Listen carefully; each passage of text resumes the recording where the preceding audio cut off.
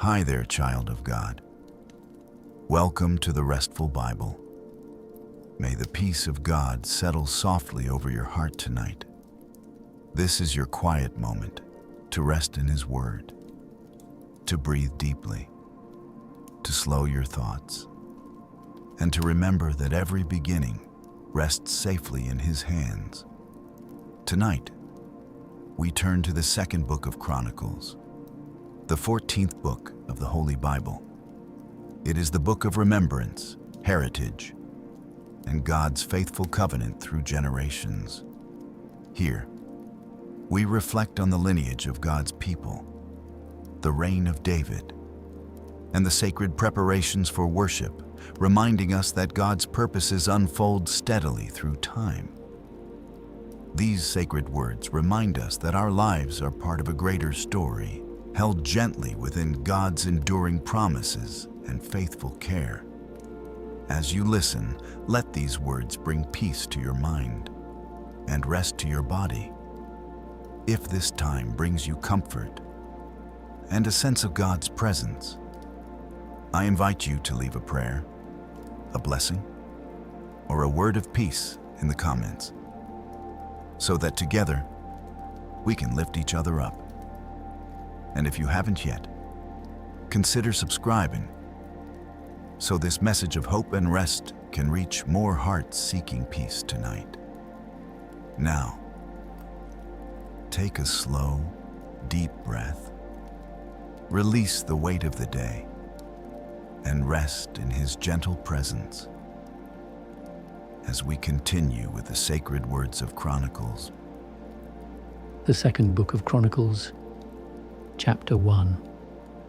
Solomon the son of David was firmly established in his kingdom, and the Lord was with him and made him exceedingly great. Solomon spoke to all Israel, to the captains of thousands and of hundreds, to the judges and to every prince in all Israel, the heads of the fathers' households. Then Solomon and all the assembly with him went to the high place that was at Gibeon, for God's tent of meeting was there, which the Lord's servant Moses had made in the wilderness. But David had brought God's ark up from Kiriath Jearim to the place that David had prepared for it, for he had pitched a tent for it at Jerusalem. Moreover, the bronze altar that Bezalel the son of Uri, the son of Hur, had made was there before the Lord's tabernacle, and Solomon and the assembly were seeking counsel there. Solomon went up there to the bronze altar before the Lord, which was at the tent of meeting, and offered 1,000 burnt offerings on it. That night God appeared to Solomon and said to him, "Ask for what you want me to give you." Solomon said to God, "You have shown great loving kindness to David my father, and have made me king in his place. Now, Lord God, let your promise to David my father be established, for you have made me king over a people like the dust of the earth in multitude. Now give me wisdom and knowledge, that I may go out and come in before this people. For who can judge this great people of yours?" God said to Solomon, "Because this was in your heart, and you have not asked riches, wealth, honor, or the life of those who hate you, nor yet have you asked for long life, but have asked for wisdom and knowledge for yourself, that you may judge my people over whom I have made you king. Therefore wisdom and knowledge is granted to you. I will give you riches, wealth, and honor, such as none of the kings have had who have been before you, and none after you will have." So Solomon came from the high place that was at Gibeon, from before the tent of meeting, to Jerusalem, and he reigned over Israel. Solomon gathered chariots and horsemen.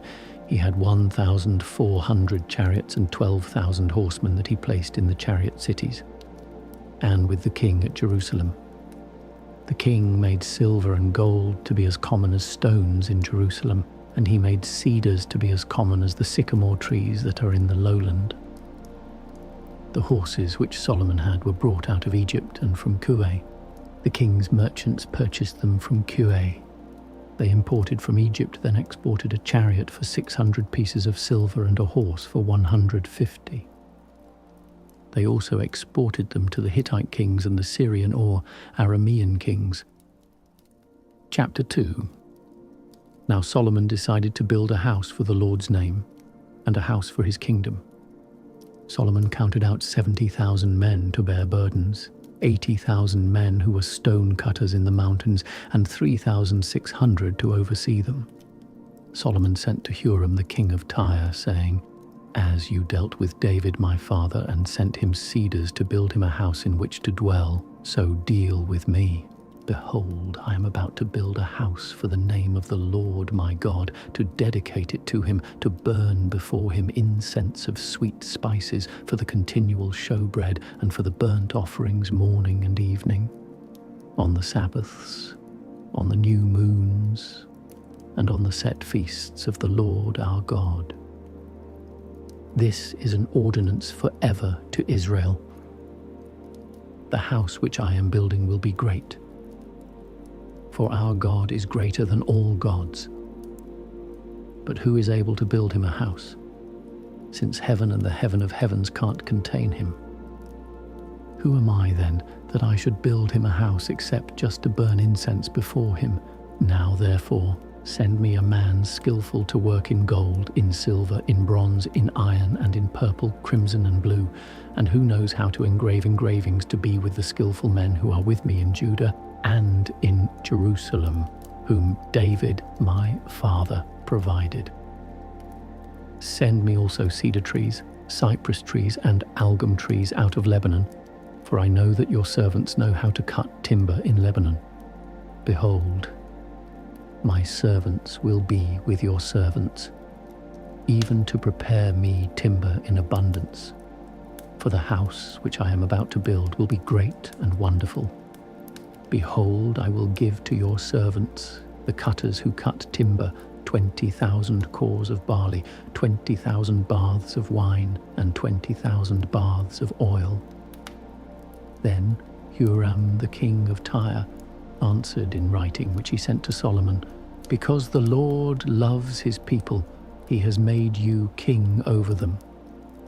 Huram continued, "Blessed be the Lord, the God of Israel, who made heaven and earth, who has given to David the king a wise son, endowed with discretion and understanding, who would build a house for the Lord and a house for his kingdom.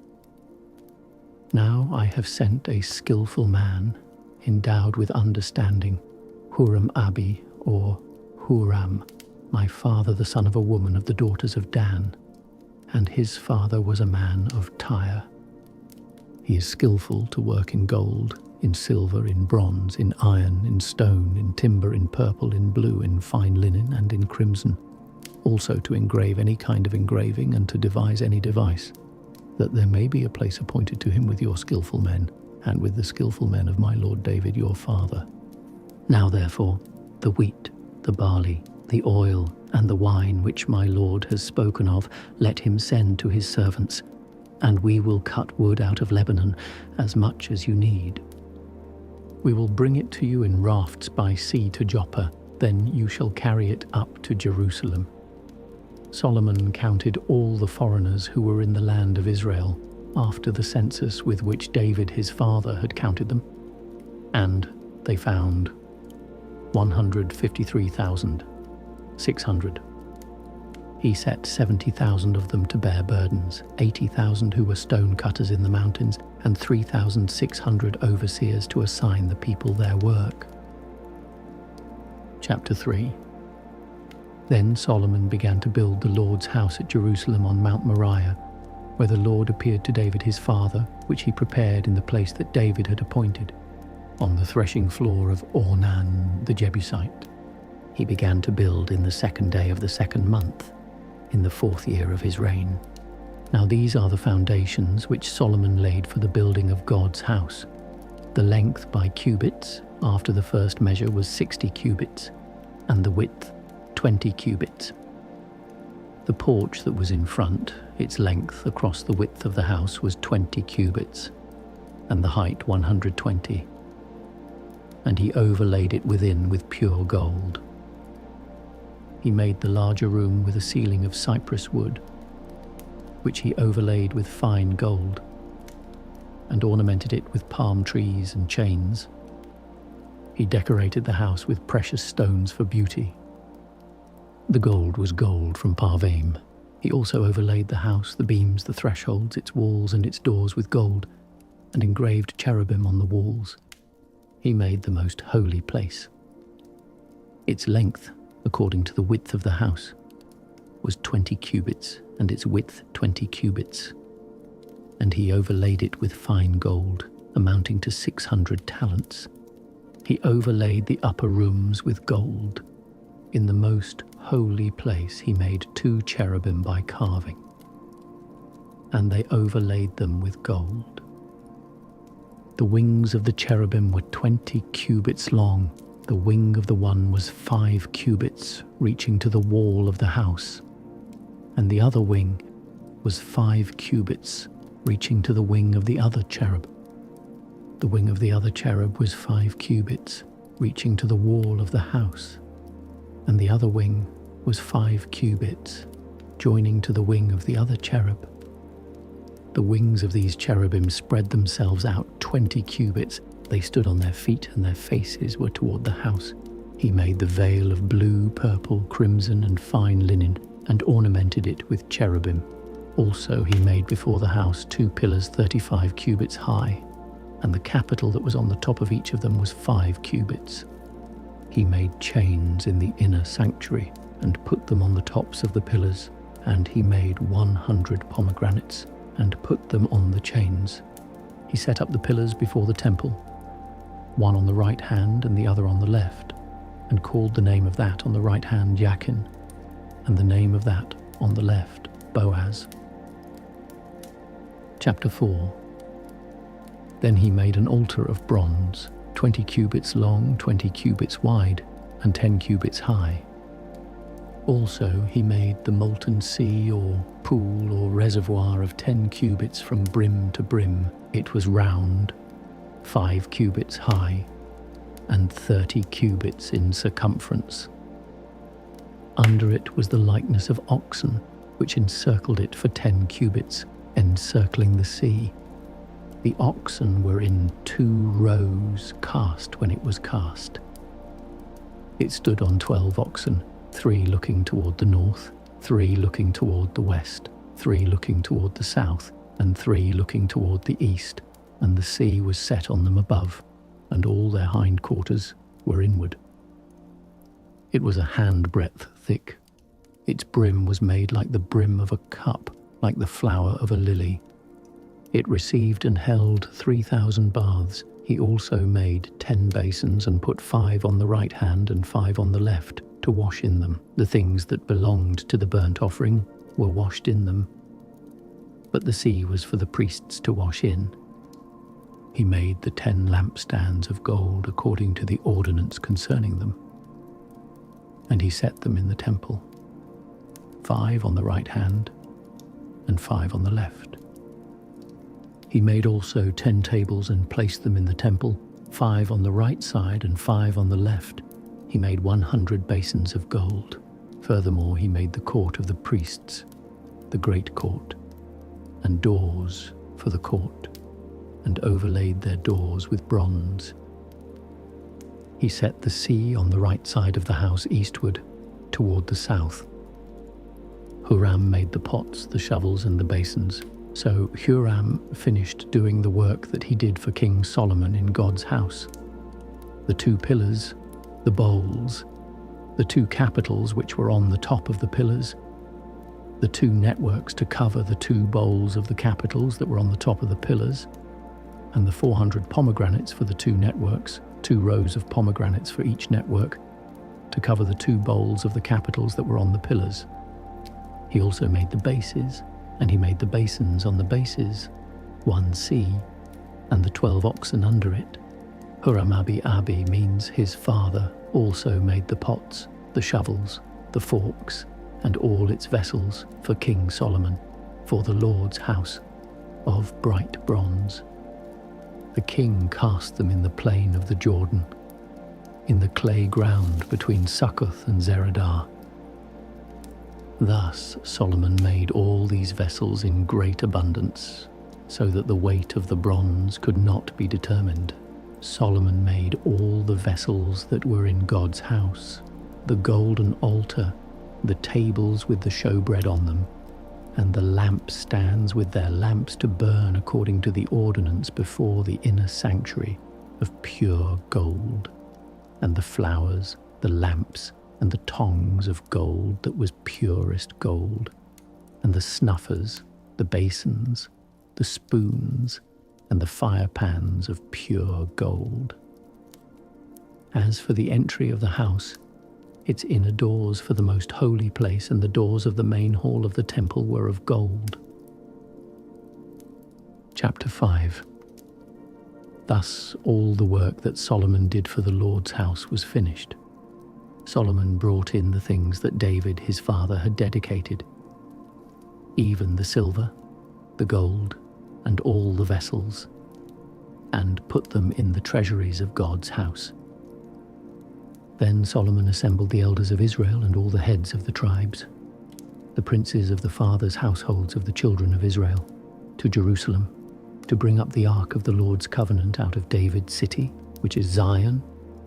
So all the men of Israel assembled themselves to the king at the feast, which was in the 7th month. All the elders of Israel came. The Levites took up the ark. They brought up the ark, the tent of meeting, and all the holy vessels that were in the tent. The Levitical priests brought these up. King Solomon and all the congregation of Israel who were assembled to him were before the ark, sacrificing sheep and cattle that could not be counted or numbered for multitude. The priests brought in the ark of the Lord's covenant to its place, into the inner sanctuary of the house, to the most holy place, even under the wings of the cherubim, for the cherubim spread out their wings over the place of the ark, and the cherubim covered the ark and its poles above. The poles were so long that the ends of the poles were seen from the ark in front of the inner sanctuary, but they were not seen outside, and it is there to this day.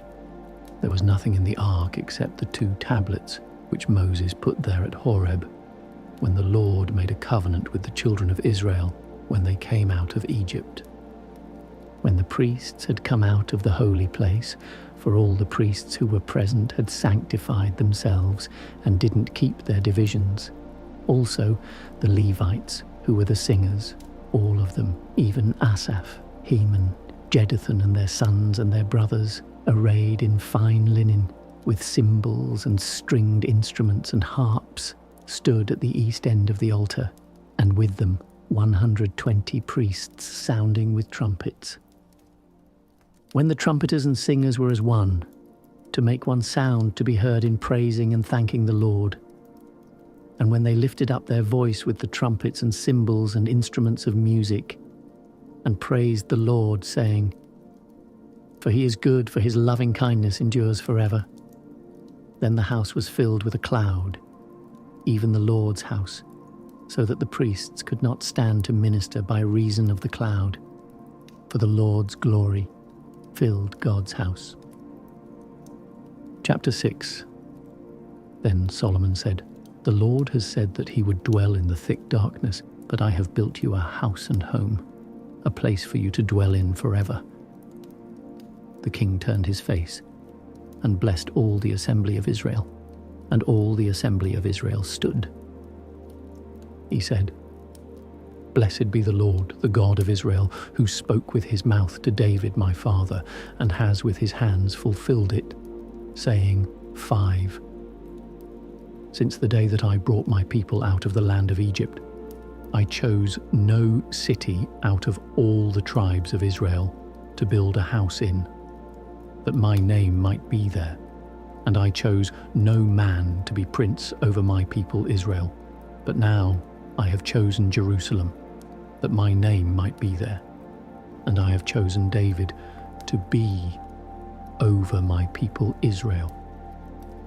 Now it was in the heart of David my father to build a house for the name of the Lord, the God of Israel. But the Lord said to David my father, Whereas it was in your heart to build a house for my name, you did well that it was in your heart. Nevertheless, you shall not build the house, but your son who will come out of your body, he shall build the house for my name. The Lord has performed his word that he spoke, for I have risen up in the place of David my father, and sit on the throne of Israel, as the Lord promised, and have built the house for the name of the Lord, the God of Israel. There I have set the ark, in which is the Lord's covenant, which he made with the children of Israel. He stood before the Lord's altar in the presence of all the assembly of Israel, and spread out his hands. For Solomon had made a bronze platform, 5 cubits long, 5 cubits wide, and 3 cubits high, and had set it in the middle of the court. And he stood on it, and knelt down on his knees before all the assembly of Israel, and spread out his hands toward heaven. Then he said, Lord, the God of Israel, there is no God like you in heaven or on earth. You who keep covenant and loving kindness with your servants who walk before you with all their heart, who have kept with your servant David my father that which you promised him. Yes, you spoke with your mouth, and have fulfilled it with your hand, as it is today. Now, therefore, Lord, the God of Israel, keep with your servant David my father that which you have promised him, saying, There shall not fail you a man in my sight to sit on the throne of Israel, if only your children take heed to their way, to walk in my law as you have walked before me. Now, therefore, Lord, the God of Israel, let your word be verified, which you spoke to your servant David. But will God indeed dwell with men on the earth? Behold, heaven and the heaven of heavens can't contain you. How much less this house which I have built? Yet have respect for the prayer of your servant, and to his supplication, Lord my God, to listen to the cry and to the prayer which your servant prays before you, that your eyes may be open toward this house day and night, even toward the place where you have said that you would put your name, to listen to the prayer which your servant will pray toward this place. Listen to the petitions of your servant and of your people Israel, when they pray toward this place.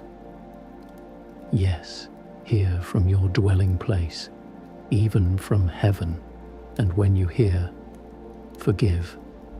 If a man sins against his neighbor, and an oath is laid on him to cause him to swear, and he comes and swears before your altar in this house, then hear from heaven, act and judge your servants, bringing retribution to the wicked, to bring his way on his own head, and justifying the righteous, to give him according to his righteousness.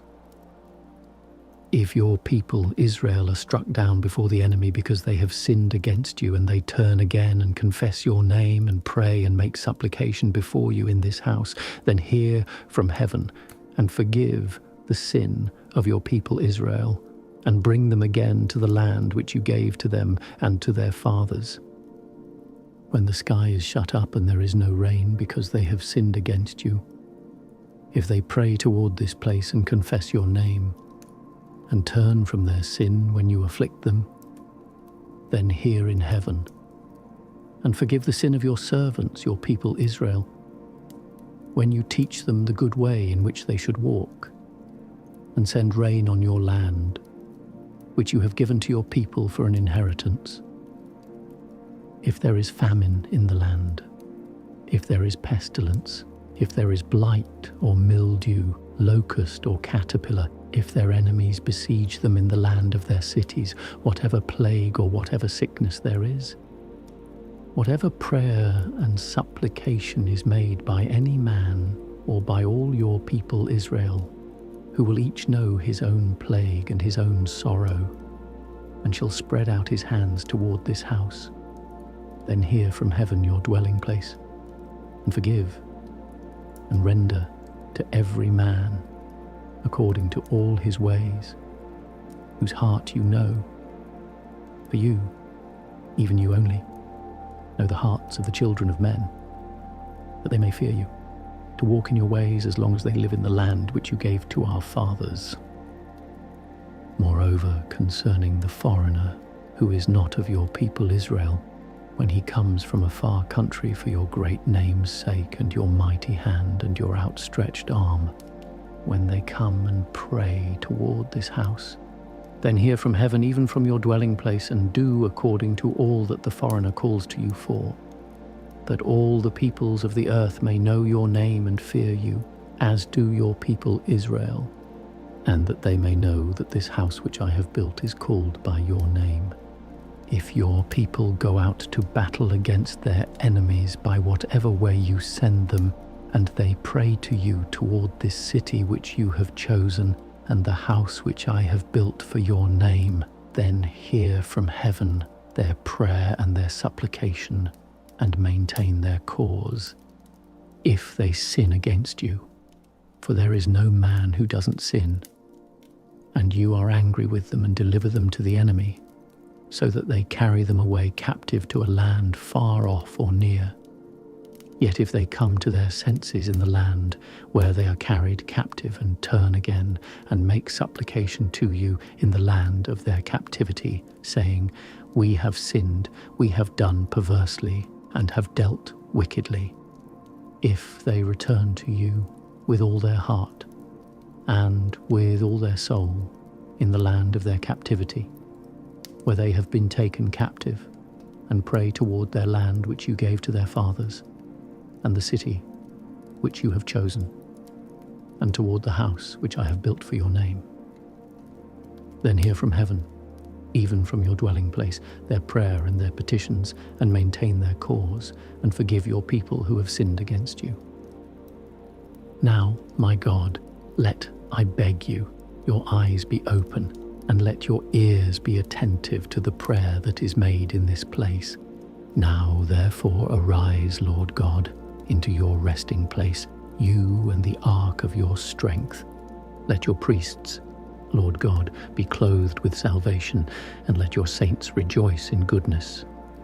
Lord God, don't turn away the face of your anointed. Remember your loving kindnesses to David, your servant. Chapter 7. Now when Solomon had finished praying, fire came down from heaven and consumed the burnt offering and the sacrifices, and the Lord's glory filled the house. The priests could not enter into the Lord's house because the Lord's glory filled the Lord's house. All the children of Israel looked on when the fire came down, and the Lord's glory was on the house. They bowed themselves with their faces to the ground on the pavement, worshipped, and gave thanks to the Lord, saying, "For he is good, for his loving kindness endures forever." Then the king and all the people offered sacrifices before the Lord. King Solomon offered a sacrifice of 22,000 head of cattle and 120,000 sheep. So the king and all the people dedicated God's house. The priests stood according to their positions, the Levites also with instruments of music of the Lord, which David the king had made to give thanks to the Lord, when David praised by their ministry, saying, "For his loving kindness endures forever." The priests sounded trumpets before them, and all Israel stood. Moreover, Solomon made the middle of the court that was before the Lord's house holy, for there he offered the burnt offerings and the fat of the peace offerings, because the bronze altar which Solomon had made was not able to receive the burnt offering, the meal offering, and the fat. So Solomon held the feast at that time for 7 days, and all Israel with him, a very great assembly, from the entrance of Hamath to the brook of Egypt. On the 8th day they held a solemn assembly, for they kept the dedication of the altar 7 days, and the feast 7 days. On the 23rd day of the 7th month, he sent the people away to their tents, joyful and glad of heart, for the goodness that the Lord had shown to David, to Solomon, and to Israel his people. Thus Solomon finished the Lord's house and the king's house, and he successfully completed all that came into Solomon's heart to make in the Lord's house and in his own house. Then the Lord appeared to Solomon by night and said to him, I have heard your prayer and have chosen this place for myself for a house of sacrifice. If I shut up the sky so that there is no rain, or if I command the locust to devour the land, or if I send pestilence among my people, if my people who are called by my name will humble themselves, pray, seek my face, and turn from their wicked ways, then I will hear from heaven, will forgive their sin, and will heal their land. Now my eyes will be open and my ears attentive to prayer that is made in this place. For now I have chosen and made this house holy, that my name may be there forever, and my eyes and my heart will be there perpetually. As for you, if you will walk before me as David your father walked, and do according to all that I have commanded you, and will keep my statutes and my ordinances, then I will establish the throne of your kingdom, according as I covenanted with David your father, saying, There shall not fail you a man to be ruler in Israel.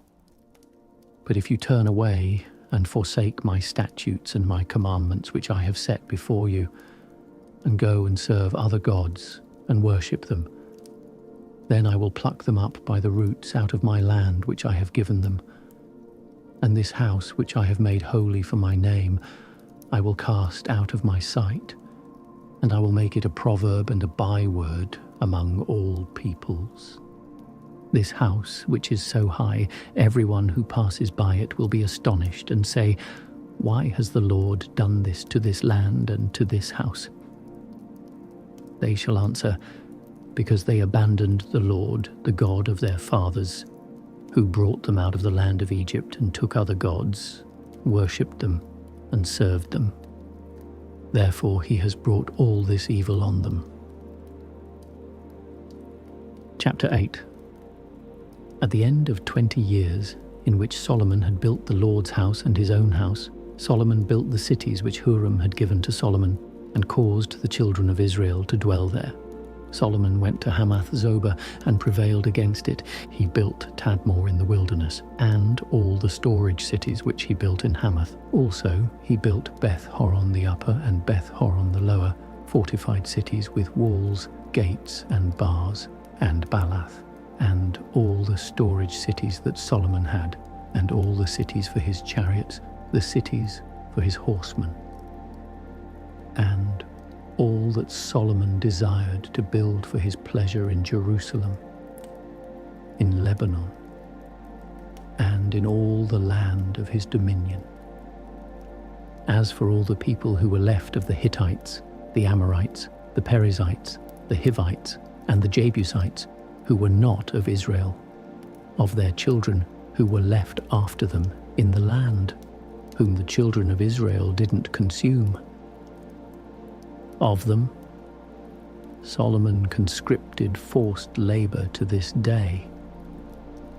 But of the children of Israel Solomon made no servants for his work, but they were men of war, chief of his captains, and rulers of his chariots and of his horsemen. These were the chief officers of King Solomon, even 250, who ruled over the people. Solomon brought up Pharaoh's daughter out of David's city to the house that he had built for her. For he said, My wife shall not dwell in the house of David king of Israel, because the places where the Lord's ark has come are holy. Then Solomon offered burnt offerings to the Lord on the Lord's altar which he had built before the porch, even as the duty of every day required, offering according to the commandment of Moses on the Sabbaths, on the new moons, and on the set feasts 3 times per year, during the feast of unleavened bread, during the feast of weeks, and during the feast of booths, or feast of tents, Sukkot. He appointed, according to the ordinance of David his father, the divisions of the priests to their service, and the Levites to their offices, to praise and to minister before the priests, as the duty of every day required.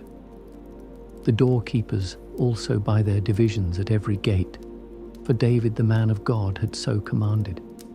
They didn't depart from the commandment of the king to the priests and Levites concerning any matter or concerning the treasures. Now all the work of Solomon was accomplished from the day of the foundation of the Lord's house until it was finished. So the Lord's house was completed. Then Solomon went to Ezion-Geber and to Eloth, on the seashore in the land of Edom. Huram sent him ships and servants who had knowledge of the sea by the hands of his servants, and they came with the servants of Solomon to Ophir, and brought from there 450 talents, and brought them to King Solomon. Chapter 9. When the Queen of Sheba heard of the fame of Solomon, she came to test Solomon with hard questions at Jerusalem, with a very great caravan, including camels that bore spices, gold in abundance, and precious stones. When she had come to Solomon, she talked with him about all that was in her heart. Solomon answered all her questions. There wasn't anything hidden from Solomon which he didn't tell her. When the Queen of Sheba had seen the wisdom of Solomon, the house that he had built, the food of his table, the seating of his servants, the attendance of his ministers, their clothing, his cupbearers and their clothing, and his ascent by which he went up to the Lord's house, there was no more spirit in her. Or she was breathless. She said to the king, "It was a true report that I heard in my own land of your acts and of your wisdom. However, I didn't believe their words until I came, and my eyes had seen it, and behold, half of the greatness of your wisdom wasn't told me. You exceed the fame that I heard. Happy are your men, and happy are these your servants, who stand continually before you and hear your wisdom. Blessed be the Lord your God, who delighted in you and set you on his throne to be king for the Lord your God, because your God loved Israel to establish them forever. Therefore he made you king over them to do justice and righteousness." She gave the king 120 talents of gold, spices in great abundance, and precious stones. There was never before such spice as the Queen of Sheba gave to King Solomon. The servants of Huram and the servants of Solomon, who brought gold from Ophir, also brought algum trees, possibly Indian sandalwood, which has nice grain and a pleasant scent and is good for woodworking, and precious stones. The king used algum tree wood to make terraces for the Lord's house and for the king's house, and harps and stringed instruments for the singers. There were none like these seen before in the land of Judah. King Solomon gave to the Queen of Sheba all her desire, whatever she asked, more than that which she had brought to the king. So she turned and went to her own land, she and her servants. Now the weight of gold that came to Solomon in 1 year was 666 talents. All the kings of Arabia and the governors of the country brought gold and silver to Solomon. King Solomon made 200 large shields of beaten gold. 600 shekels of beaten gold went to one large shield.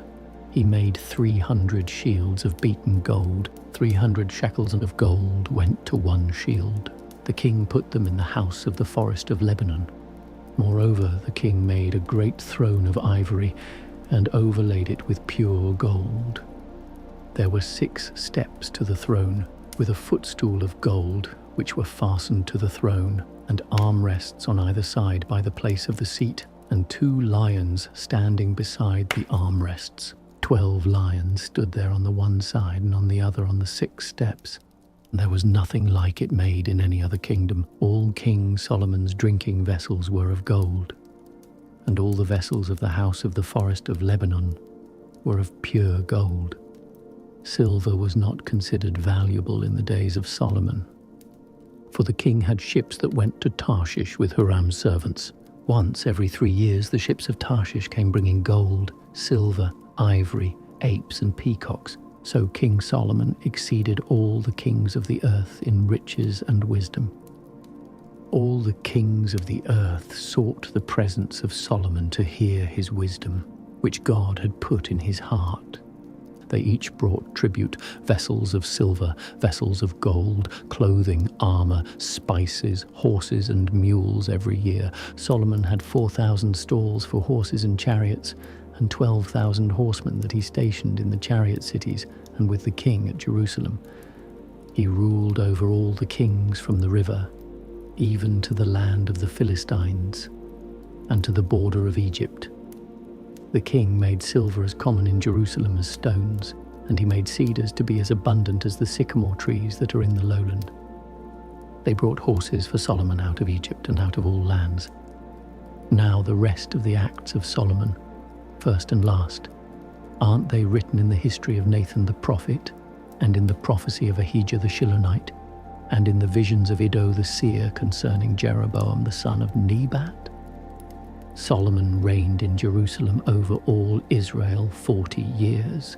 Solomon slept with his fathers, and he was buried in his father David's city, and Rehoboam his son reigned in his place. Chapter 10.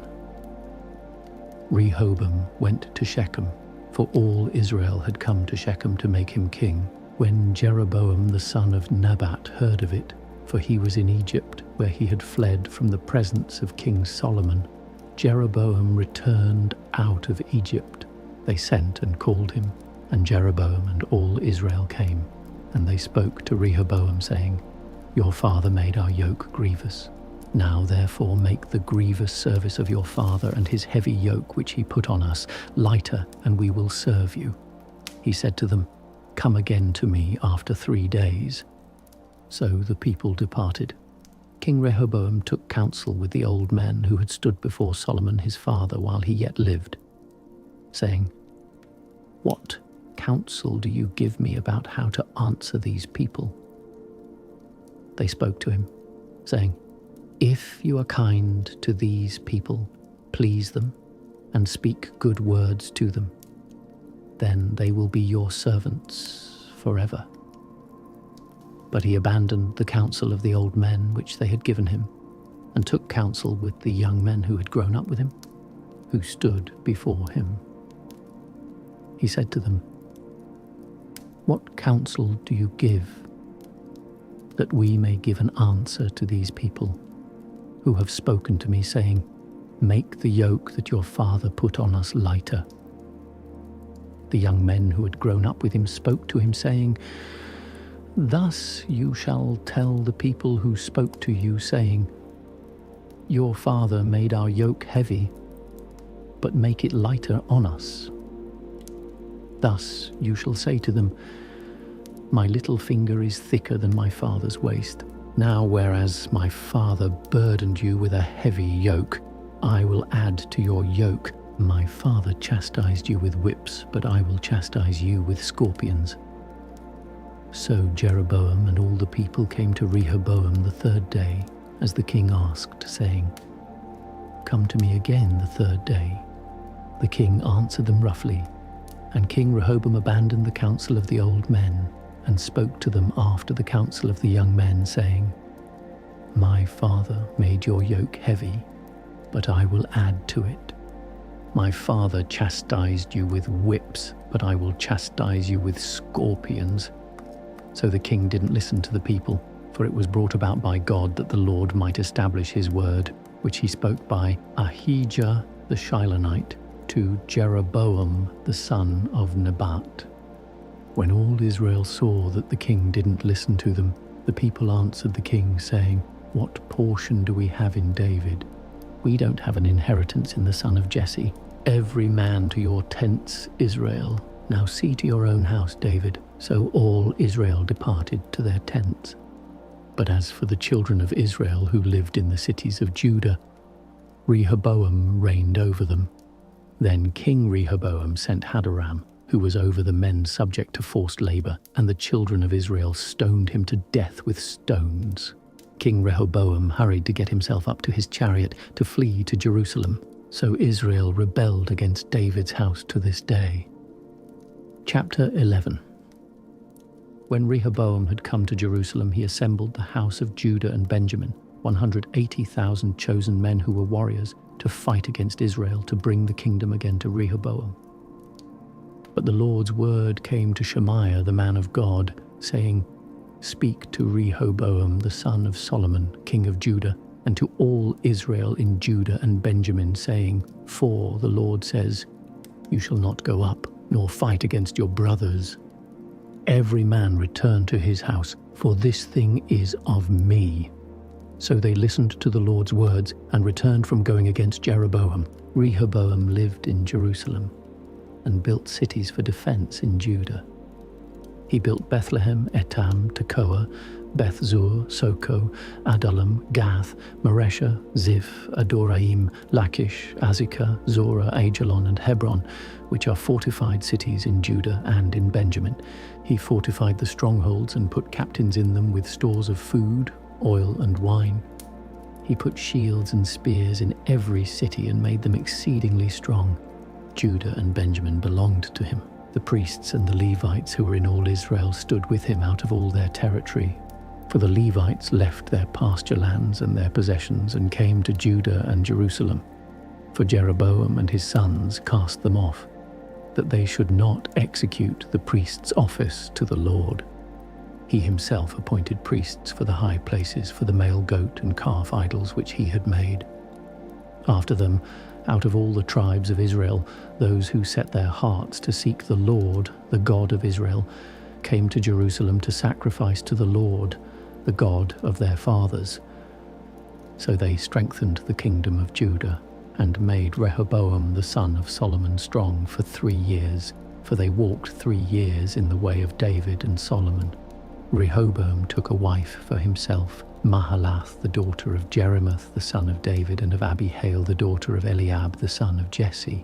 She bore him sons Jush, Shemariah, and Zaham. After her, he took Maacah, the granddaughter of Absalom, and she bore him Abijah, Attai, Ziza, and Shelomith.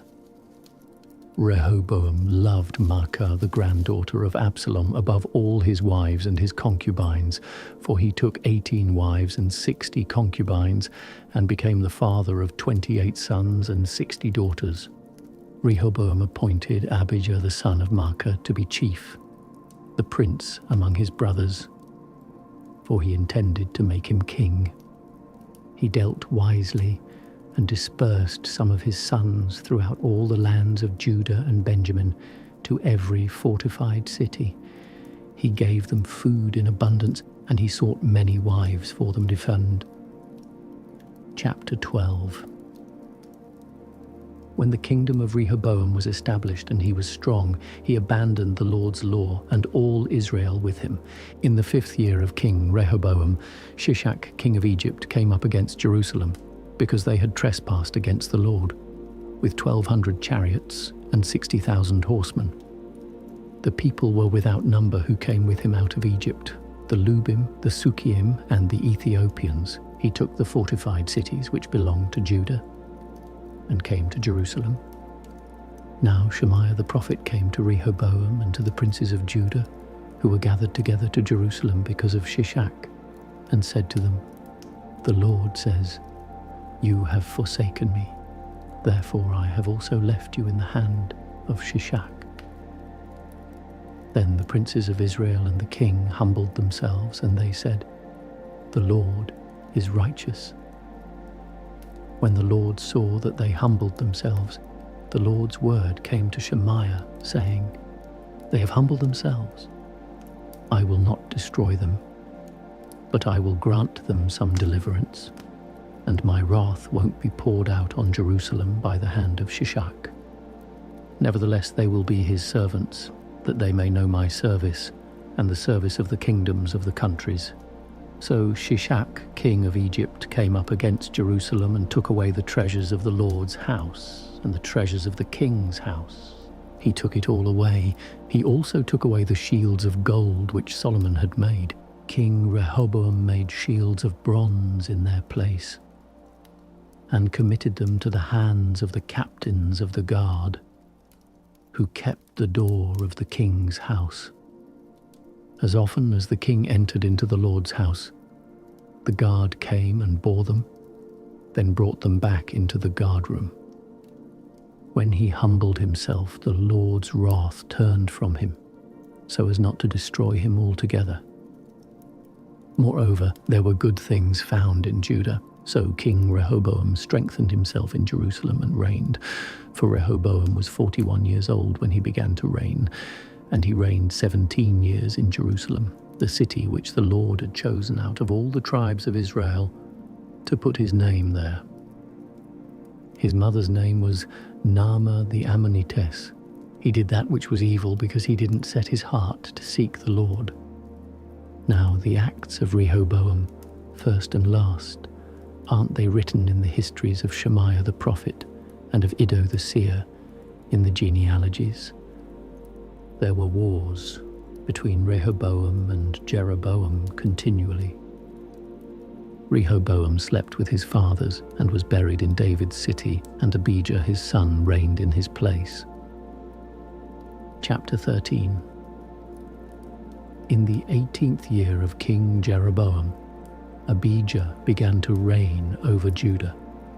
He reigned 3 years in Jerusalem. His mother's name was Micaiah, the daughter of Uriel of Gibeah. There was war between Abijah and Jeroboam. Abijah joined battle with an army of valiant men of war, even 400,000 chosen men, and Jeroboam set the battle in array against him, with 800,000 chosen men, who were mighty men of valor. Abijah stood up on Mount Zemaraim, which is in the hill country of Ephraim, and said, "Hear me, Jeroboam and all Israel. Ought you not to know that the Lord, the God of Israel, gave the kingdom over Israel to David forever, even to him and to his sons by a covenant of salt? Yet Jeroboam the son of Nebat, the servant of Solomon the son of David, rose up and rebelled against his Lord. Worthless men were gathered to him, wicked fellows who strengthened themselves against Rehoboam the son of Solomon, when Rehoboam was young and tender-hearted and could not withstand them. Now you intend to withstand the kingdom of the Lord in the hand of the sons of David. You are a great multitude, and the golden calves which Jeroboam made you for gods are with you. Haven't you driven out the priests of the Lord, the sons of Aaron, and the Levites, and made priests for yourselves according to the ways of the peoples of other lands?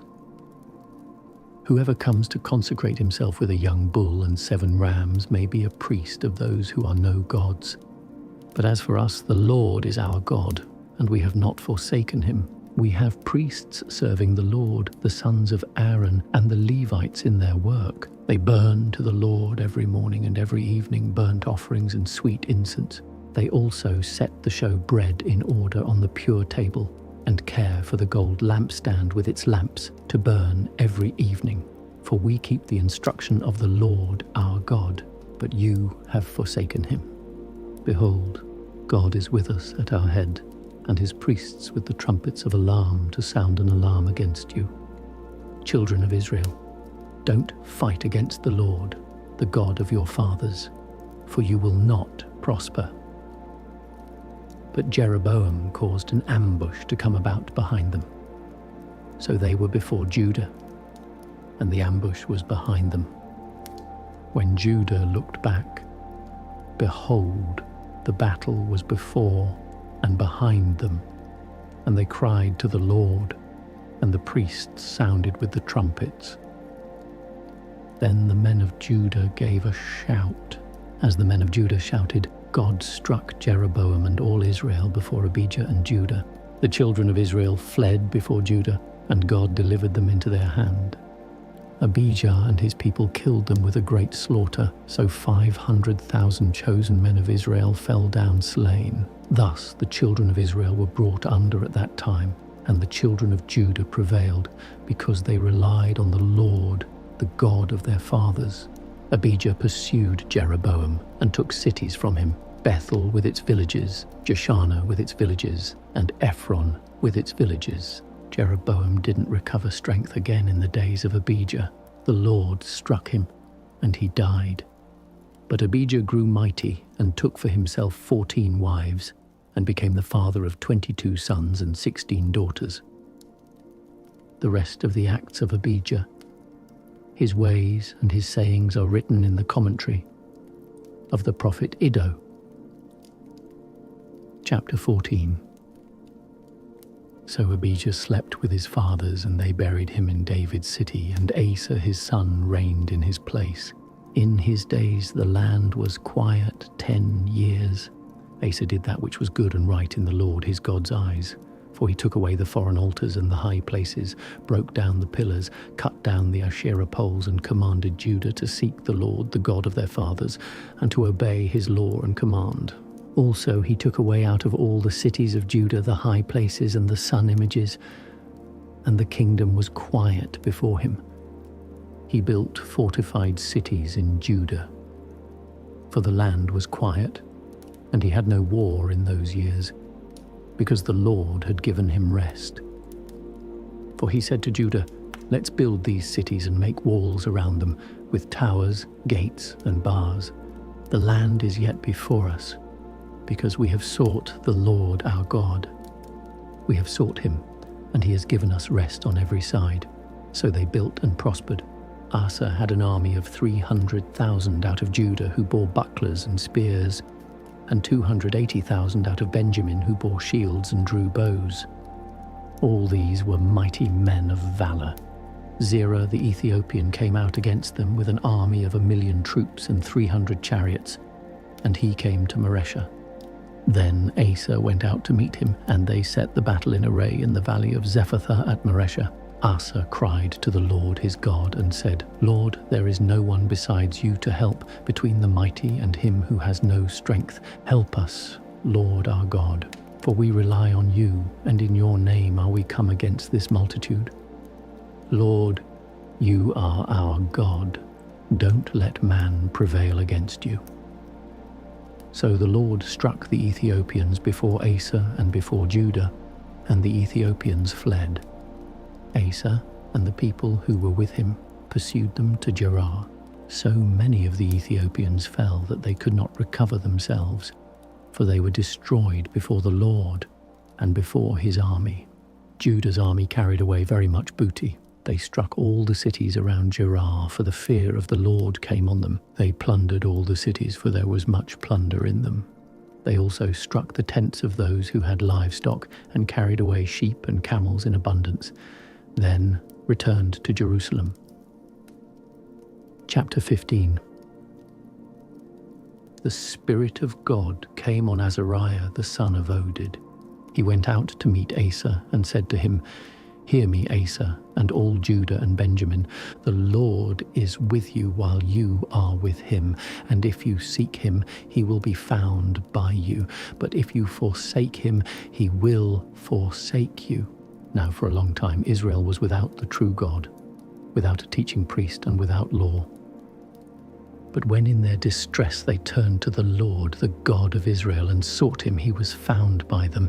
In those times there was no peace to him who went out, nor to him who came in. But great troubles were on all the inhabitants of the lands. They were broken in pieces, nation against nation and city against city, for God troubled them with all adversity. But you be strong, don't let your hands be slack, for your work will be rewarded. When Asa heard these words and the prophecy of Oded the prophet, he took courage and put away the abominations out of all the land of Judah and Benjamin, and out of the cities which he had taken from the hill country of Ephraim. And he renewed the Lord's altar that was before the Lord's porch. He gathered all Judah and Benjamin, and those who lived with them out of Ephraim, Manasseh, and Simeon. For they came to him out of Israel in abundance when they saw that the Lord his God was with him. So they gathered themselves together at Jerusalem in the 3rd month in the 15th year of Asa's reign. They sacrificed to the Lord in that day of the plunder which they had brought, 700 head of cattle and 7,000 sheep. They entered into the covenant to seek the Lord, the God of their fathers, with all their heart and with all their soul, and that whoever would not seek the Lord, the God of Israel, should be put to death, whether small or great, whether man or woman. They swore to the Lord with a loud voice, with shouting, with trumpets, and with cornets. All Judah rejoiced at the oath, for they had sworn with all their heart and sought him with their whole desire, and he was found by them. Then the Lord gave them rest all around. Also Maacah, the mother of Asa the king, he removed from being queen mother, because she had made an abominable image for an Asherah. So Asa cut down her image, ground it into dust, and burned it at the brook Kidron. But the high places were not taken away out of Israel. Nevertheless, the heart of Asa was perfect all his days. He brought the things that his father had dedicated and that he himself had dedicated, silver, gold, and vessels, into God's house. There was no more war to the 35th year of Asa's reign. Chapter 16. In the 36th year of Asa's reign, Baasha king of Israel went up against Judah and built Ramah, that he might not allow anyone to go out or come into Asa, king of Judah. Then Asa brought out silver and gold out of the treasures of the Lord's house and of the king's house, and sent to Ben-Hadad king of Syria, who lived at Damascus, saying, "Let there be a treaty between me and you, as there was between my father and your father. Behold, I have sent you silver and gold. Go, break your treaty with Baasha king of Israel, that he may depart from me." Ben-Hadad listened to King Asa, and sent the captains of his armies against the cities of Israel, and they struck Ijon, Dan, Abel-Maim, and all the storage cities of Naphtali. When Baasha heard of it, he stopped building Ramah and let his work cease. Then Asa the king took all Judah, and they carried away the stones and timber of Ramah, with which Baasha had built, and he built Geba and Mizpah with them. At that time Hanani the seer came to Asa king of Judah, and said to him, "Because you have relied on the king of Syria, and have not relied on the Lord your God, therefore the army of the king of Syria has escaped out of your hand. Weren't the Ethiopians and the Lubim a huge army with chariots and exceedingly many horsemen? Yet because you relied on the Lord, he delivered them into your hand. For the Lord's eyes run back and forth throughout the whole earth, to show himself strong in the behalf of them whose heart is perfect toward him. You have done foolishly in this, for from now on you will have wars." Then Asa was angry with the seer, and put him in the prison, for he was in a rage with him because of this thing. Asa oppressed some of the people at the same time. Behold, the acts of Asa, first and last, behold, they are written in the book of the kings of Judah and Israel, in the 39th year of his reign. Asa was diseased in his feet. His disease was exceedingly great, yet in his disease he didn't seek the Lord, but just the physicians.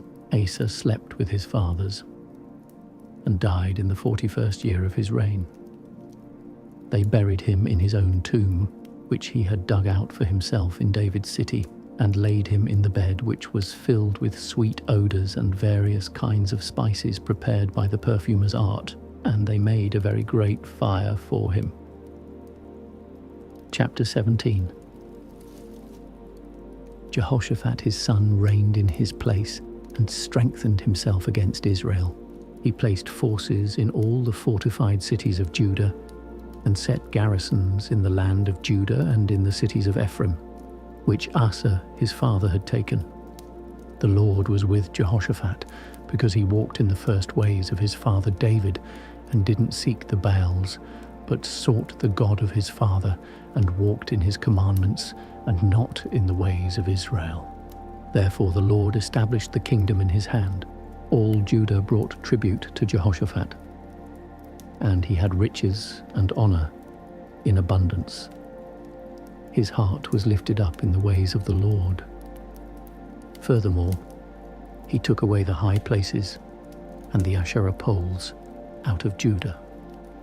Also in the 3rd year of his reign he sent his princes, even Ben-Hail, Obadiah, Zechariah, Nethanel, and Micaiah, to teach in the cities of Judah, and with them Levites, even Shemaiah, Nethaniah, Zebediah, Asahel, Shemiramoth, Jehonathan, Adonijah, Tobijah, and Tobadonijah the Levites, and with them Elishama and Jehoram the priests.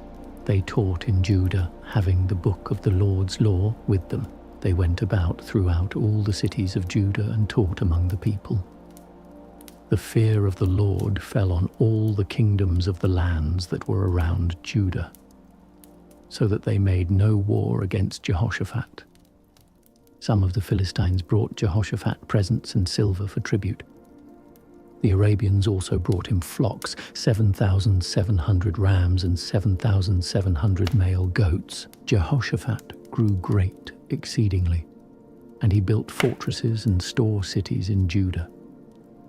He had many works in the cities of Judah, and men of war, mighty men of valor, in Jerusalem. This was the numbering of them according to their fathers' houses: from Judah the captains of thousands, Adnah the captain, and with him 300,000 mighty men of valor; from Benjamin, Eliada, a mighty man of valor, and with him 200,000 armed with bow and shield. These were those who waited on the king, in addition to those whom the king put in the fortified cities throughout all Judah. Chapter 18. Now Jehoshaphat had riches and honor in abundance, and he allied himself with Ahab. After some years he went down to Ahab to Samaria. Ahab killed sheep and cattle for him in abundance, and for the people who were with him, and moved him to go up with him to Ramoth Gilead. Ahab king of Israel said to Jehoshaphat king of Judah, "Will you go with me to Ramoth Gilead?" He answered him, "I am as you are, and my people as your people. We will be with you in the war." Jehoshaphat said to the king of Israel, "Please inquire first for the Lord's word." Then the king of Israel gathered the prophets together, 400 men, and said to them, "Shall we go to Ramoth Gilead to battle, or shall I forbear?" They said, "Go up, for God will deliver it into the hand of the king." But Jehoshaphat said, "Isn't there here a prophet of the Lord besides, that we may inquire of him?"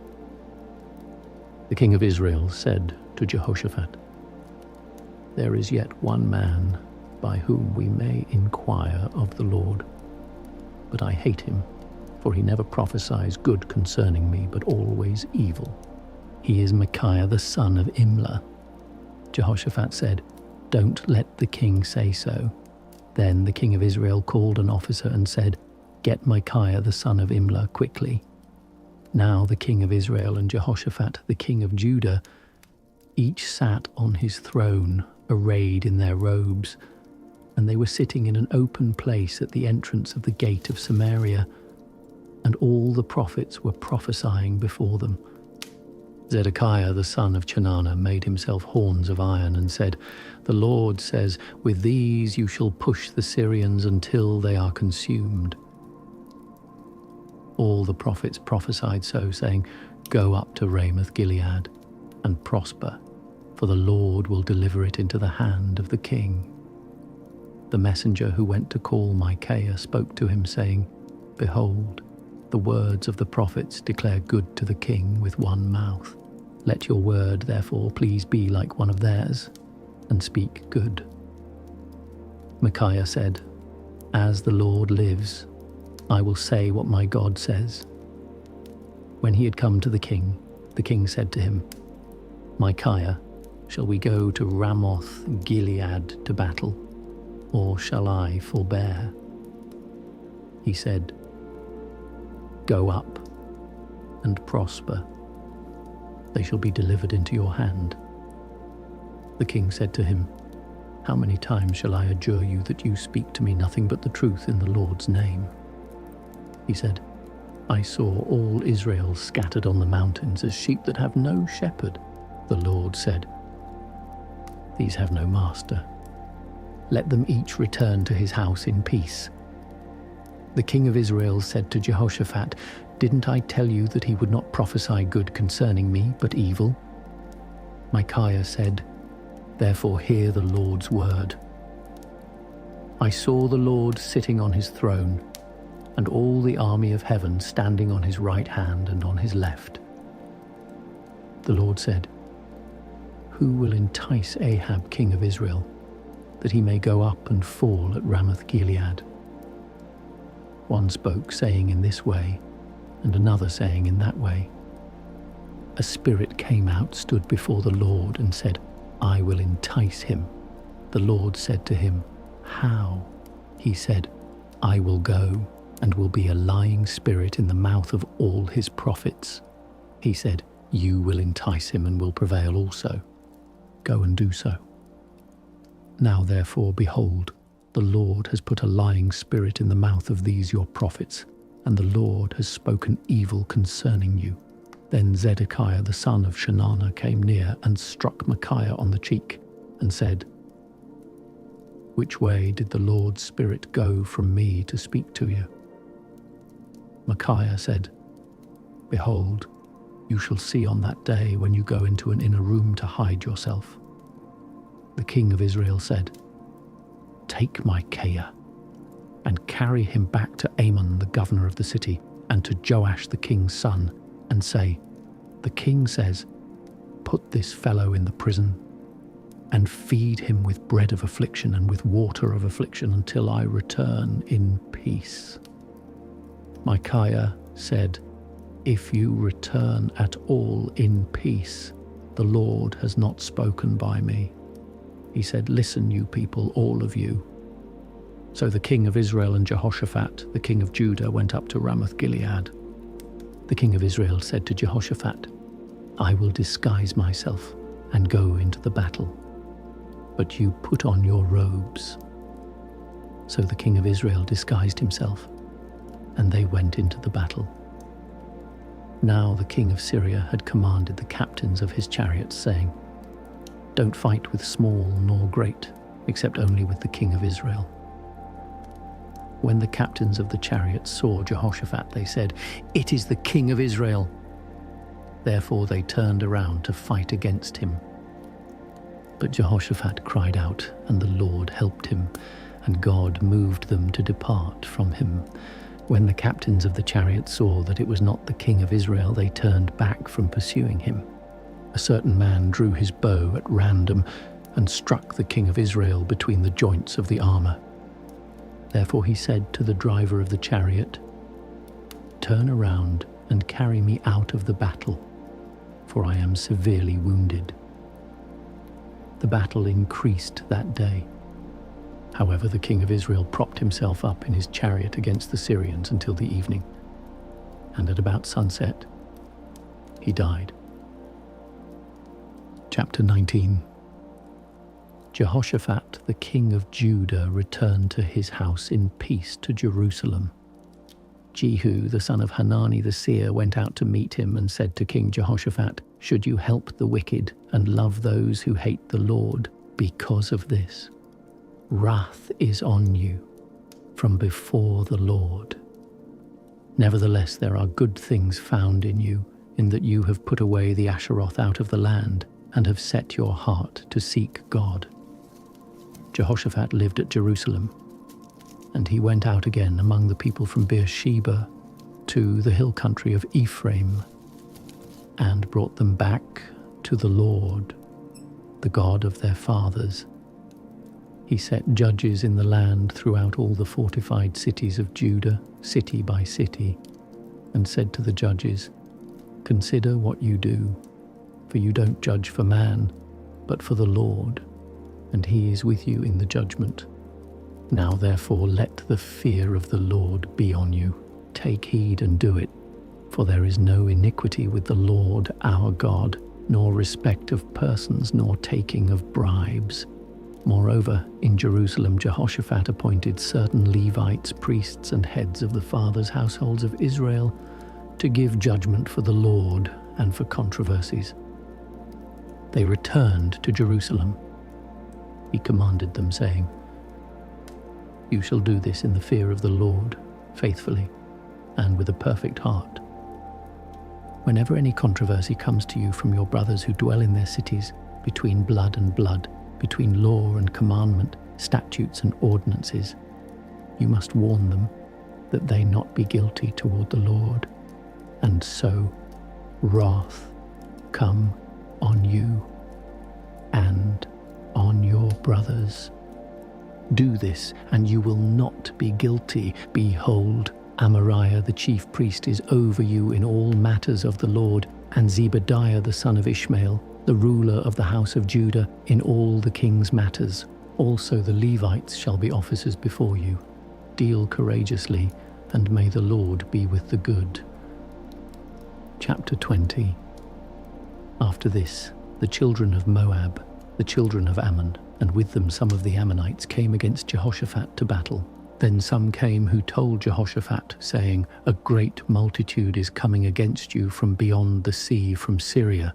Behold, they are in Hazazon Tamar, that is, En-gedi. Jehoshaphat was alarmed and set himself to seek to the Lord. He proclaimed a fast throughout all Judah. Judah gathered themselves together to seek help from the Lord. They came out of all the cities of Judah to seek the Lord.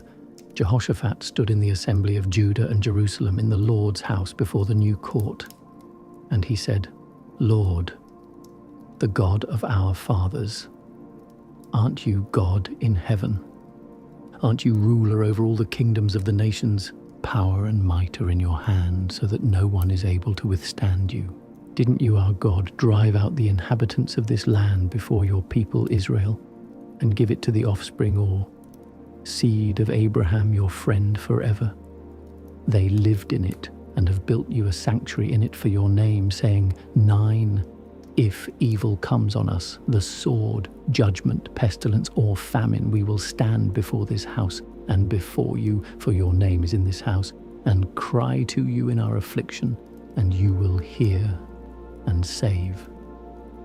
Now behold, the children of Ammon and Moab and Mount Seir, whom you would not let Israel invade when they came out of the land of Egypt. But they turned away from them and didn't destroy them.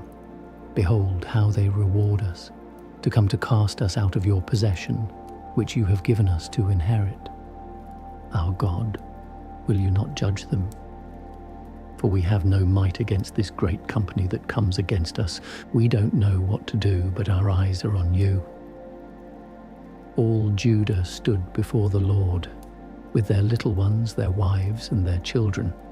Then the Lord's Spirit came on Jahaziel, the son of Zechariah, the son of Benaiah, the son of Jael, the son of Mattaniah, the Levite of the sons of Asaph, in the middle of the assembly.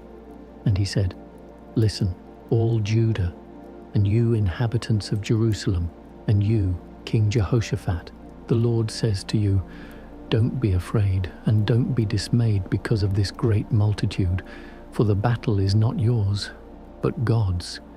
Tomorrow go down against them. Behold, they are coming up by the ascent of Ziz. You will find them at the end of the valley, before the wilderness of Jeriel. You will not need to fight this battle. Set yourselves, stand still, and see the salvation of the Lord with you, Judah and Jerusalem. Don't be afraid, nor be dismayed. Go out against them tomorrow, for the Lord is with you. Jehoshaphat bowed his head with his face to the ground, and all Judah and the inhabitants of Jerusalem fell down before the Lord, worshipping the Lord. The Levites of the children of the Kohathites and of the children of the Korahites stood up to praise the Lord, the God of Israel, with an exceedingly loud voice. They rose early in the morning and went out into the wilderness of Tekoa. As they went out, Jehoshaphat stood and said, Listen to me, Judah and you inhabitants of Jerusalem. Believe in the Lord your God, so you will be established. Believe his prophets, so you will prosper. When he had taken counsel with the people, he appointed those who were to sing to the Lord and give praise in holy array as they go out before the army and say, Give thanks to the Lord, for his loving kindness endures forever. When they began to sing and to praise, the Lord set ambushes against the children of Ammon, Moab, and Mount Seir, who had come against Judah, and they were struck.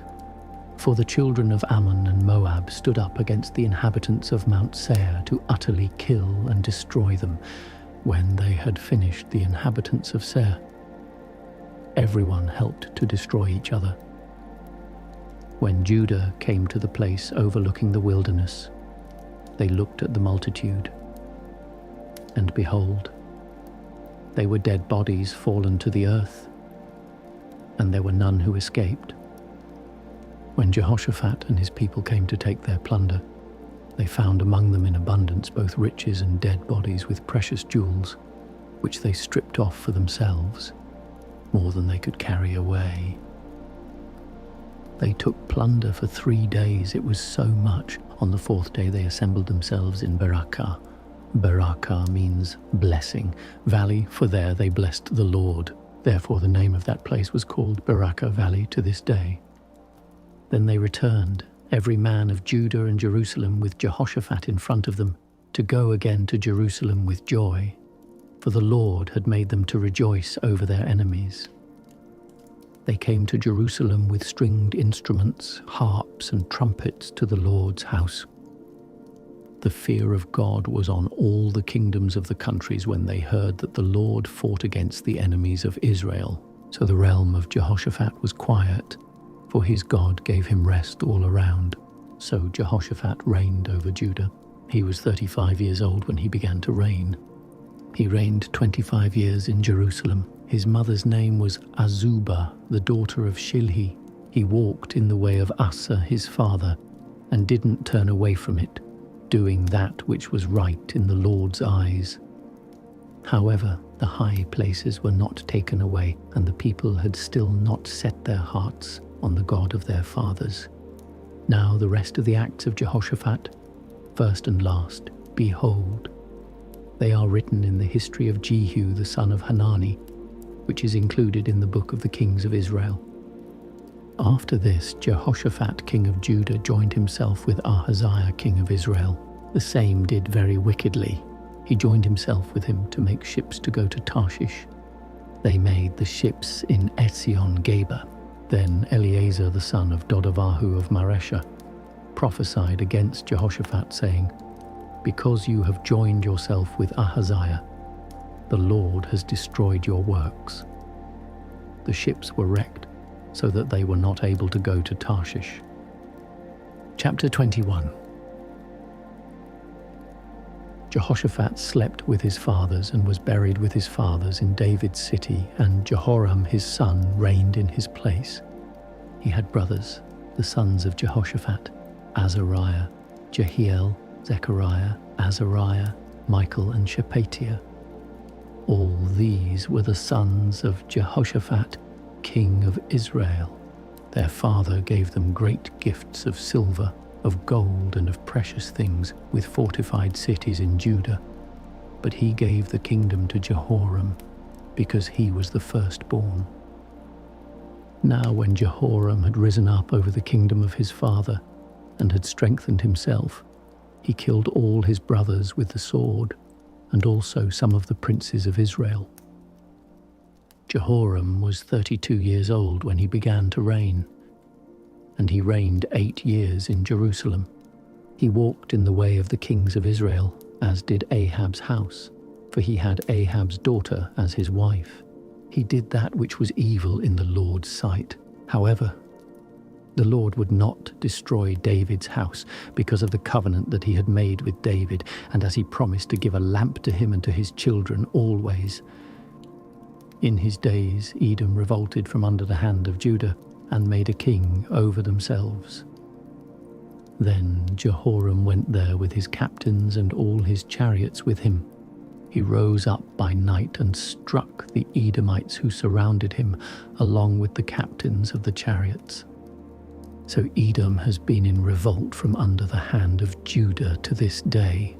Then Libnah revolted at the same time from under his hand, because he had forsaken the Lord, the God of his fathers. Moreover, he made high places in the mountains of Judah, and made the inhabitants of Jerusalem play the prostitute, and led Judah astray. A letter came to him from Elijah the prophet, saying, "The Lord, the God of David your father, says, because you have not walked in the ways of Jehoshaphat your father, nor in the ways of Asa king of Judah, but have walked in the way of the kings of Israel, and have made Judah and the inhabitants of Jerusalem to play the prostitute like Ahab's house did, and also have slain your brothers of your father's house, who were better than yourself. Behold, the Lord will strike your people with a great plague, including your children, your wives, and all your possessions, and you will have great sickness with the disease of your bowels, until your bowels fall out by reason of the sickness day by day. The Lord stirred up against Jehoram the spirit of the Philistines and of the Arabians who are beside the Ethiopians, and they came up against Judah, broke into it, and carried away all the possessions that were found in the king's house, including his sons and his wives, so that there was no son left to him except Jehoahaz, the youngest of his sons. After all this, the Lord struck him in his bowels with an incurable disease. In process of time, at the end of 2 years, his bowels fell out by reason of his sickness, and he died of severe diseases.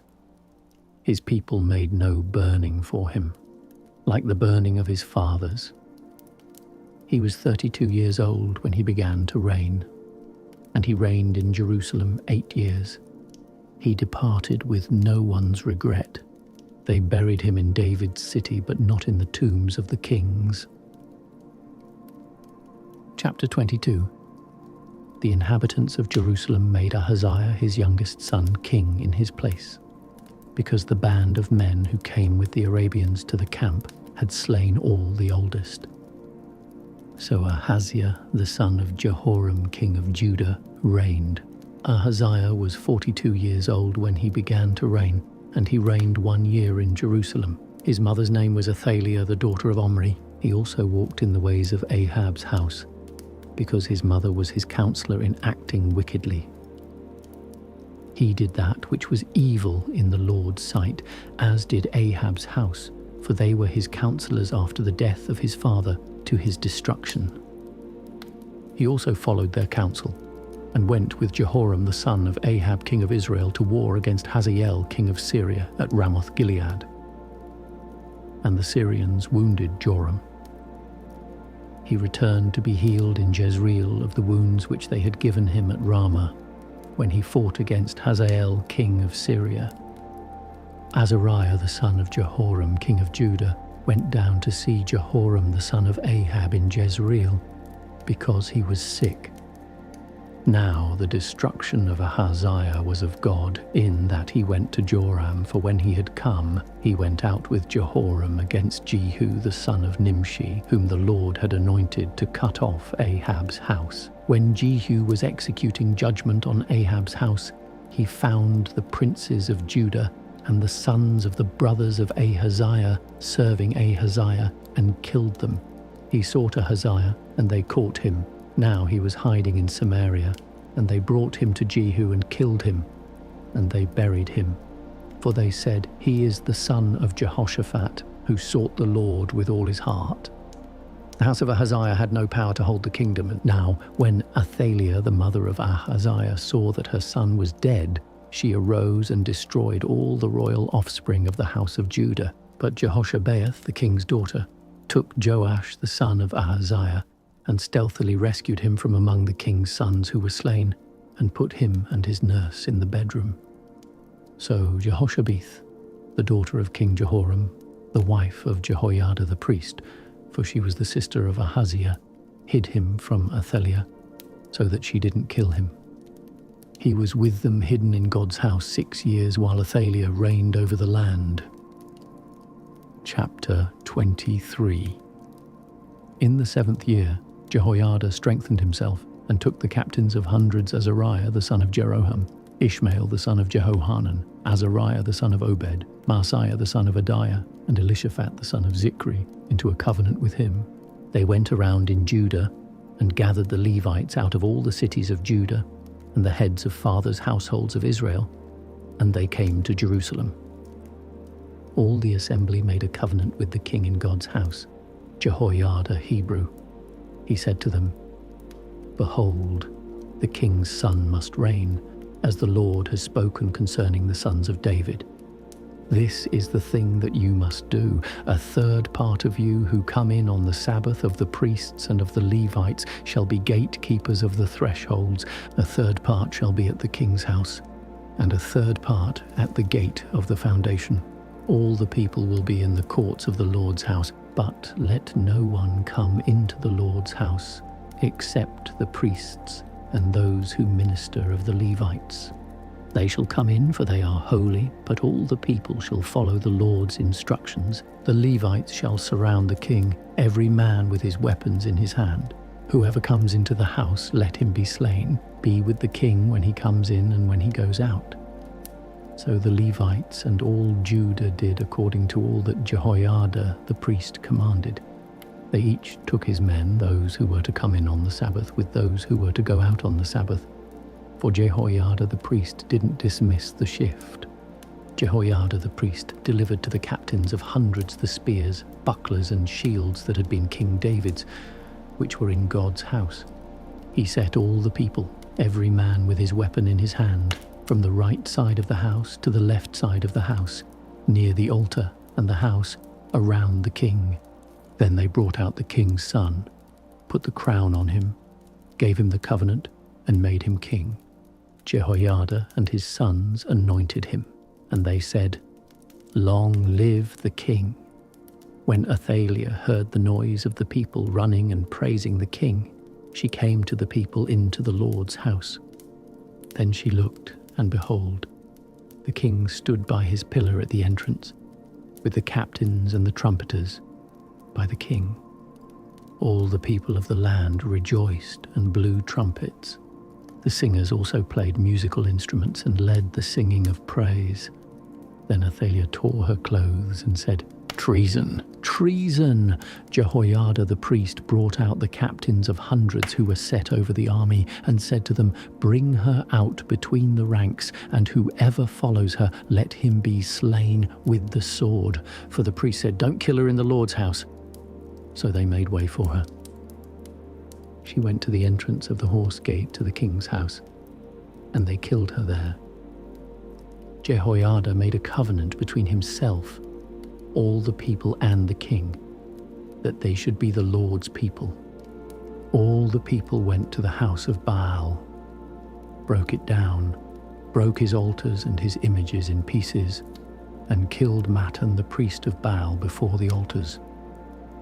Jehoiada appointed the officers of the Lord's house under the hand of the Levitical priests whom David had distributed in the Lord's house to offer the burnt offerings of the Lord, as it is written in the law of Moses, with rejoicing and with singing, as David had ordered. He set the gatekeepers at the gates of the Lord's house, that no one who was unclean in anything should enter in. He took the captains of hundreds, the nobles, the governors of the people, and all the people of the land, and brought the king down from the Lord's house. They came through the upper gate to the king's house, and set the king on the throne of the kingdom. So all the people of the land rejoiced, and the city was quiet. They had slain Athaliah with the sword. Chapter 24. Joash was 7 years old when he began to reign, and he reigned 40 years in Jerusalem. His mother's name was Zibiah of Beersheba. Joash did that which was right in the Lord's eyes all the days of Jehoiada the priest. Jehoiada took for him 2 wives, and he became the father of sons and daughters. After this, Joash intended to restore the Lord's house. He gathered together the priests and the Levites and said to them, "Go out to the cities of Judah and gather money to repair the house of your God from all Israel from year to year. See that you expedite this matter." However, the Levites didn't do it right away. The king called for Jehoiada the chief and said to him, "Why haven't you required of the Levites to bring in the tax of Moses the servant of the Lord, and of the assembly of Israel out of Judah and out of Jerusalem for the tent of the testimony?" For the sons of Athaliah, that wicked woman, had broken up God's house, and they also gave all the dedicated things of the Lord's house to the Baals.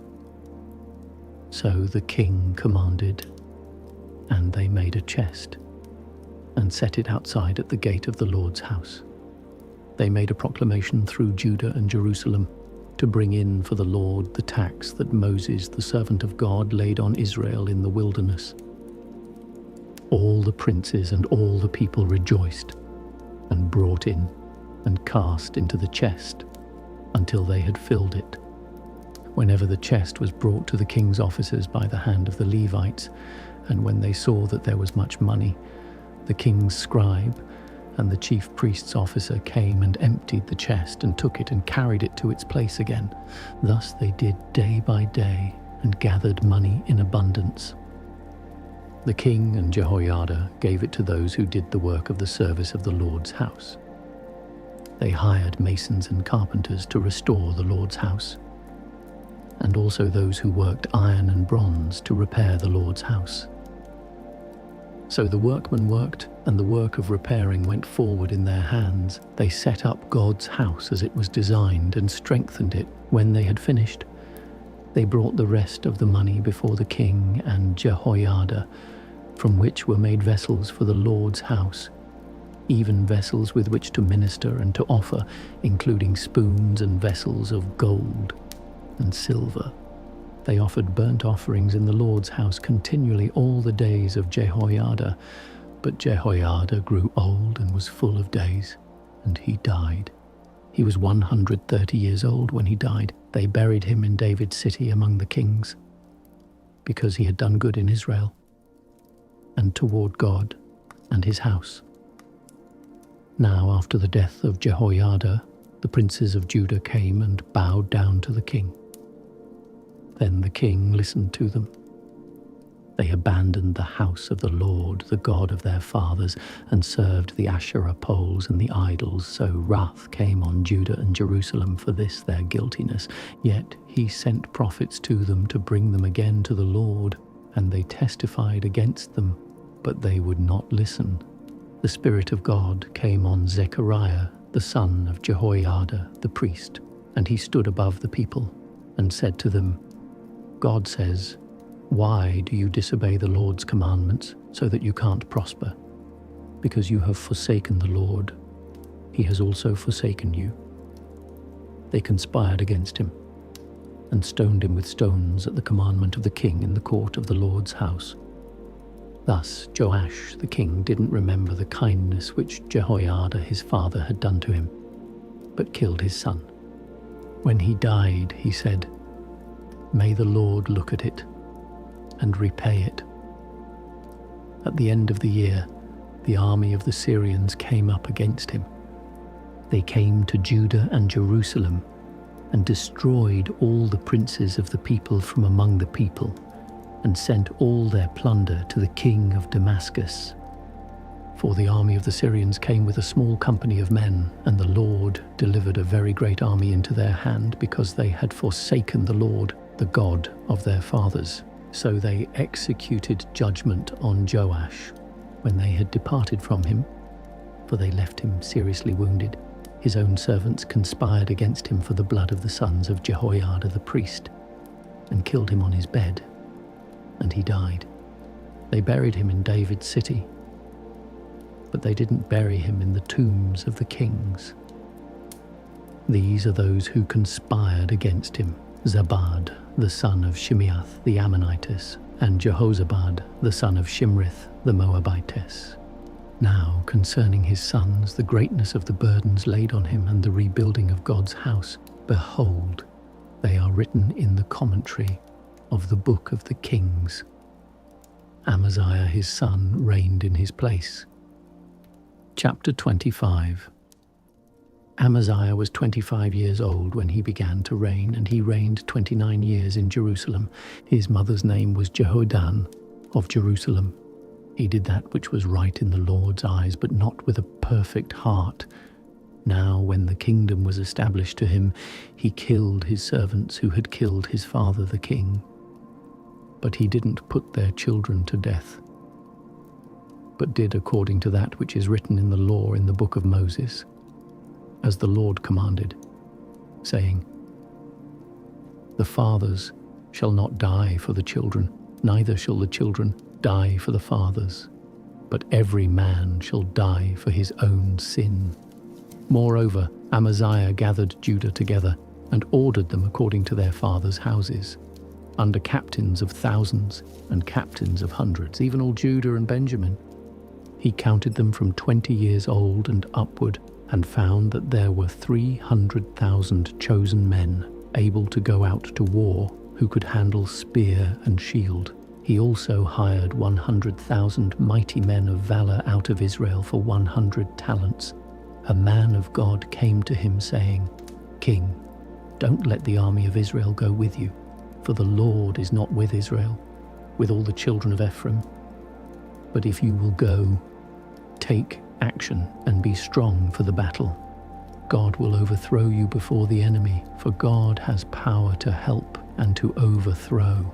Amaziah said to the man of God, "But what shall we do for the 100 talents?" Then Amaziah separated them, the army that had come to him out of Ephraim, to go home again. Therefore their anger was greatly kindled against Judah, and they returned home in fierce anger. Amaziah took courage and led his people out and went to the valley of Salt, and struck 10,000 of the children of Seir. The children of Judah carried away 10,000 alive, and brought them to the top of the rock, and threw them down from the top of the rock, so that they all were broken in pieces. But the men of the army whom Amaziah sent back, that they should not go with him to battle, fell on the cities of Judah from Samaria even to Beth Horon, and struck of them 3,000, and took much plunder.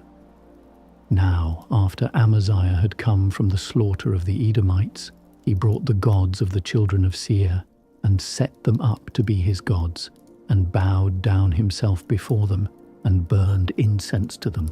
Therefore the Lord's anger burned against Amaziah, and he sent to him a prophet who said to him, "Why have you sought after the gods of the people, which have not delivered their own people out of your hand?" As he talked with him, the king said to him, "Have we made you one of the king's counselors? Stop! Why should you be struck down?" Then the prophet stopped and said, "I know that God has determined to destroy you because you have done this and have not listened to my counsel." Then Amaziah king of Judah consulted his advisers, and sent to Joash, the son of Jehoahaz, the son of Jehu, king of Israel, saying, "Come, let's look one another in the face." Joash, king of Israel, sent to Amaziah, king of Judah, saying, "The thistle that was in Lebanon sent to the cedar that was in Lebanon, saying, 'Give your daughter to my son as his wife.' Then a wild animal that was in Lebanon passed by and trampled down the thistle. You say to yourself that you have struck Edom, and your heart lifts you up to boast. Now stay at home. Why should you meddle with trouble, that you should fall, even you and Judah with you?" But Amaziah would not listen, for it was of God, that he might deliver them into the hand of their enemies, because they had sought after the gods of Edom. So Joash king of Israel went up, and he and Amaziah king of Judah looked one another in the face at Beth Shemesh, which belongs to Judah. Judah was defeated by Israel, so every man fled to his tent. Joash king of Israel took Amaziah king of Judah, the son of Joash the son of Jehoahaz, at Beth Shemesh, and brought him to Jerusalem, and broke down the wall of Jerusalem from the gate of Ephraim to the corner gate, 400 cubits. He took all the gold and silver, and all the vessels that were found in God's house with Obed-Edom, and the treasures of the king's house, and the hostages, and returned to Samaria. Amaziah the son of Joash, king of Judah, lived for 15 years after the death of Joash, son of Jehoahaz, king of Israel. Now the rest of the acts of Amaziah, first and last, behold, aren't they written in the book of the kings of Judah and Israel? Now from the time that Amaziah turned away from following the Lord, they made a conspiracy against him in Jerusalem. He fled to Lachish, but they sent after him to Lachish and killed him there. They brought him on horses and buried him with his fathers in the city of Judah. Chapter 26. All the people of Judah took Uzziah, who was 16 years old, and made him king in the place of his father Amaziah. He built Eloth and restored it to Judah. After that the king slept with his fathers. Uzziah was 16 years old when he began to reign, and he reigned 52 years in Jerusalem. His mother's name was Jechiliah of Jerusalem. He did that which was right in the Lord's eyes, according to all that his father Amaziah had done. He set himself to seek God in the days of Zechariah, who had understanding in the vision of God, and as long as he sought the Lord, God made him prosper. He went out and fought against the Philistines and broke down the wall of Gath, the wall of Jabneh, and the wall of Ashdod. And he built cities in the country of Ashdod and among the Philistines. God helped him against the Philistines and against the Arabians who lived in Gur-baal and the Munim. The Ammonites gave tribute to Uzziah. His name spread abroad even to the entrance of Egypt, for he grew exceedingly strong. Moreover, Uzziah built towers in Jerusalem at the corner gate, at the valley gate, and at the turning of the wall, and fortified them. He built towers in the wilderness, and dug out many cisterns, for he had much livestock, both in the lowlands and in the plains. He had farmers and vineyard keepers in the mountains and in the fruitful fields, for he loved farming. Moreover, Uzziah had an army of fighting men who went out to war by bands, according to the number of their reckoning made by Jael the scribe and Maaseiah the officer, under the hand of Hananiah, one of the king's captains, the whole number of the heads of fathers' households. Even the mighty men of valor was 2,600. Under their hand was an army, 307,500, who made war with mighty power to help the king against the enemy. Uzziah prepared for them, even for all the army, shields, spears, helmets, coats of mail, bows and stones for slinging. In Jerusalem he made devices invented by skillful men to be on the towers and on the battlements, with which to shoot arrows and great stones. His name spread far abroad because he was marvelously helped until he was strong. But when he was strong, his heart was lifted up, so that he did corruptly, and he trespassed against the Lord his God. For he went into the Lord's temple to burn incense on the altar of incense. Azariah the priest went in after him, and with him 80 priests of the Lord who were valiant men. They resisted Uzziah the king and said to him, "It isn't for you, Uzziah, to burn incense to the Lord, but for the priests, the sons of Aaron, who are consecrated to burn incense. Go out of the sanctuary, for you have trespassed. It will not be for your honor from the Lord God." Then Uzziah was angry. He had a censer in his hand to burn incense, and while he was angry with the priests, the leprosy broke out on his forehead before the priests in the Lord's house, beside the altar of incense.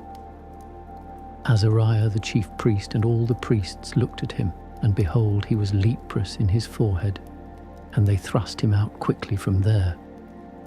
Indeed, he himself also hurried to go out, because the Lord had struck him. Uzziah the king was a leper to the day of his death, and lived in a separate house, being a leper, for he was cut off from the Lord's house. Jotham his son was over the king's house, judging the people of the land. Now the rest of the acts of Uzziah, first and last, Isaiah the prophet, the son of Amoz, wrote. So Uzziah slept with his fathers, and they buried him with his fathers in the field of burial which belonged to the kings. For they said, "He is a leper." Jotham his son reigned in his place. Chapter 27. Jotham was 25 years old when he began to reign, and he reigned 16 years in Jerusalem. His mother's name was Jerusha, the daughter of Zadok. He did that which was right in the Lord's eyes, according to all that his father Uzziah had done. However, he didn't enter into the Lord's temple. The people still acted corruptly. He built the upper gate of the Lord's house, and he built much on the wall of Ophel. Moreover, he built cities in the hill country of Judah, and in the forests he built fortresses and towers. He also fought with the king of the children of Ammon, and prevailed against them. The children of Ammon gave him the same year 100 talents of silver, 10,000 cors of wheat, and 10,000 cors of barley. The children of Ammon also gave that much to him in the second year and in the third. So Jotham became mighty because he ordered his ways before the Lord his God. Now the rest of the acts of Jotham, and all his wars and his ways, behold, they are written in the book of the kings of Israel and Judah. He was 25 years old when he began to reign, and reigned 16 years in Jerusalem. Jotham slept with his fathers, and they buried him in David's city, and Ahaz his son reigned in his place. Chapter 28. Ahaz was 20 years old when he began to reign, and he reigned 16 years in Jerusalem. He didn't do that which was right in the Lord's eyes like David his father, but he walked in the ways of the kings of Israel, and also made molten images for the Baals.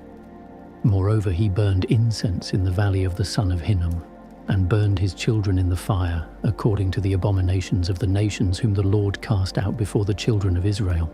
He sacrificed and burned incense in the high places and on the hills and under every green tree. Therefore the Lord his God delivered him into the hand of the king of Syria. They struck him and carried away from him a great multitude of captives and brought them to Damascus. He was also delivered into the hand of the king of Israel, who struck him with a great slaughter.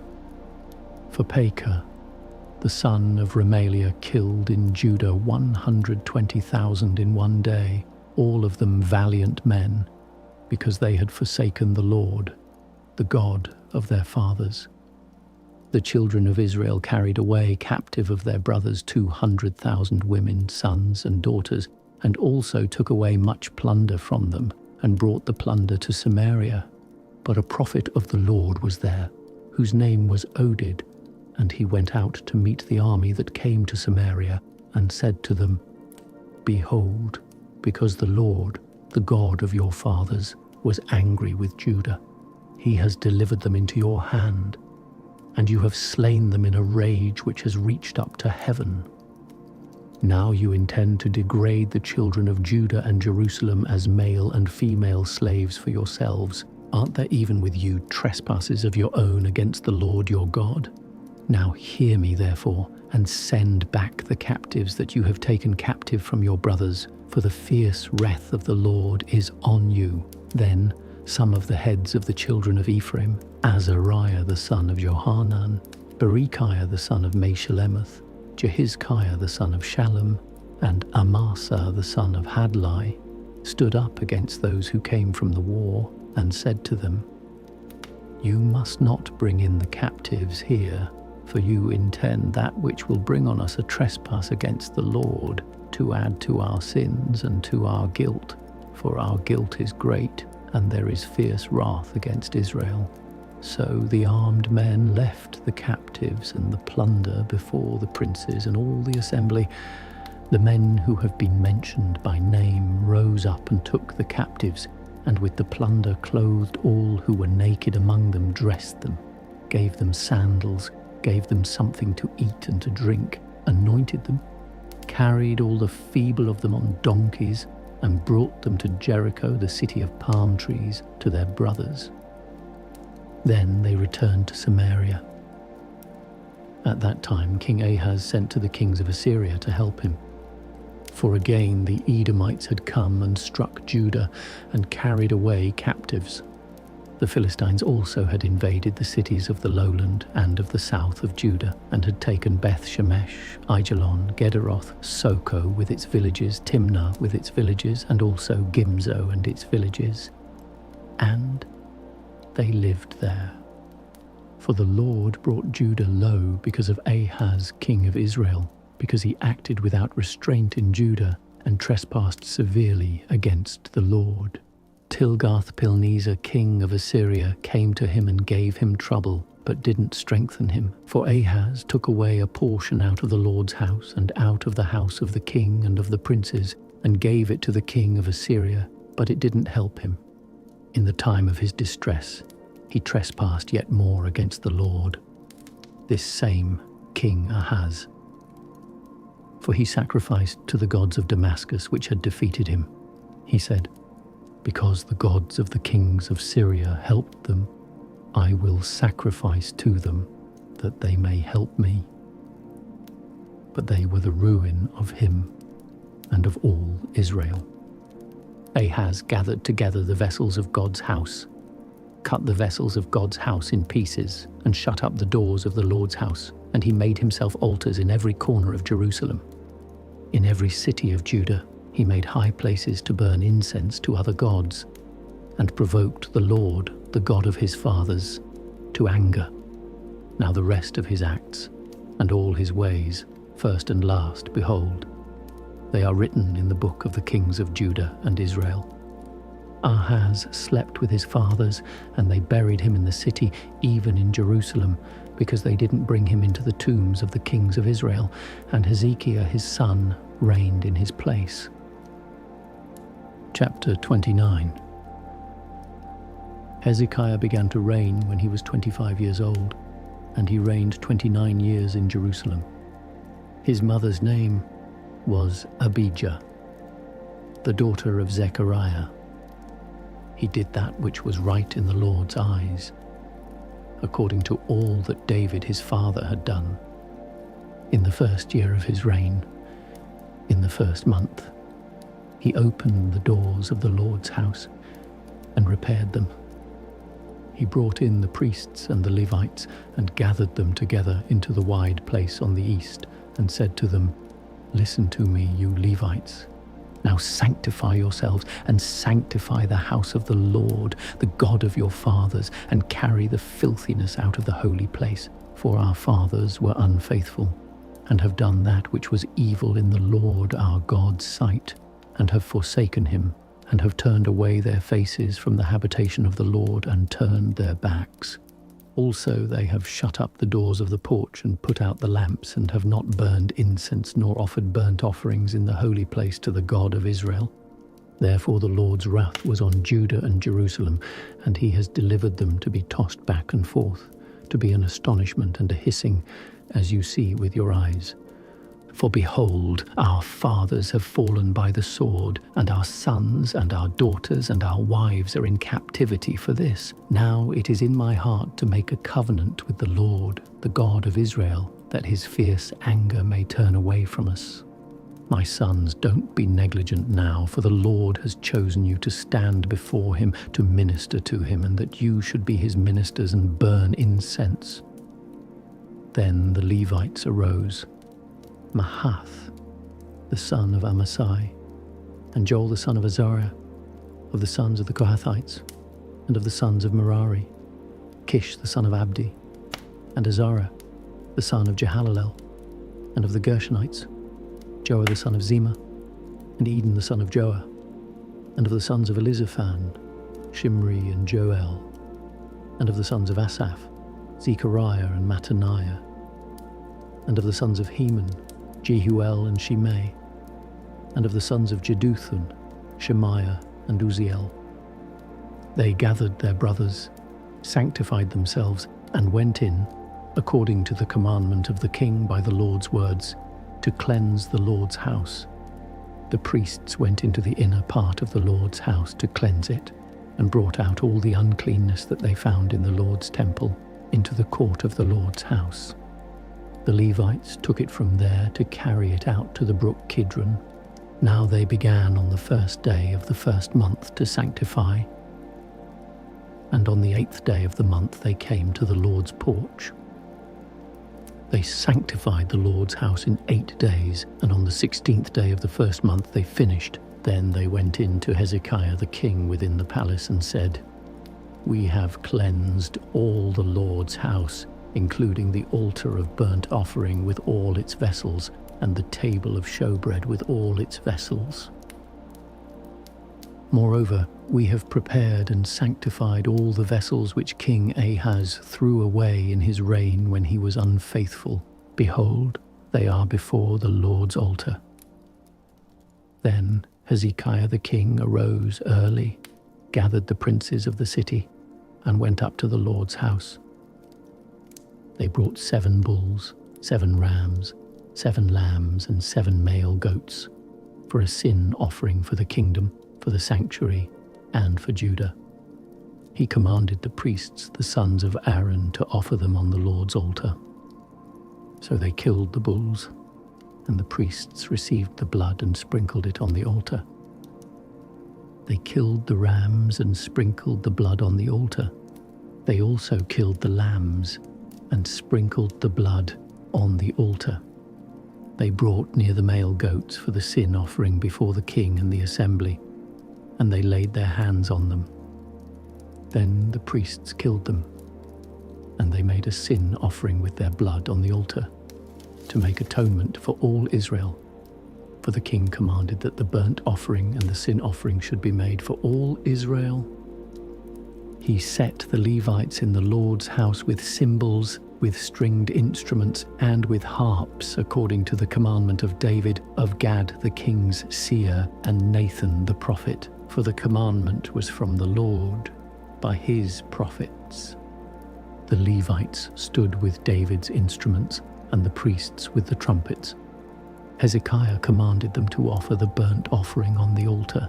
When the burnt offering began, the Lord's song also began, along with the trumpets and instruments of David, king of Israel. All the assembly worshipped, the singers sang, and the trumpeters sounded.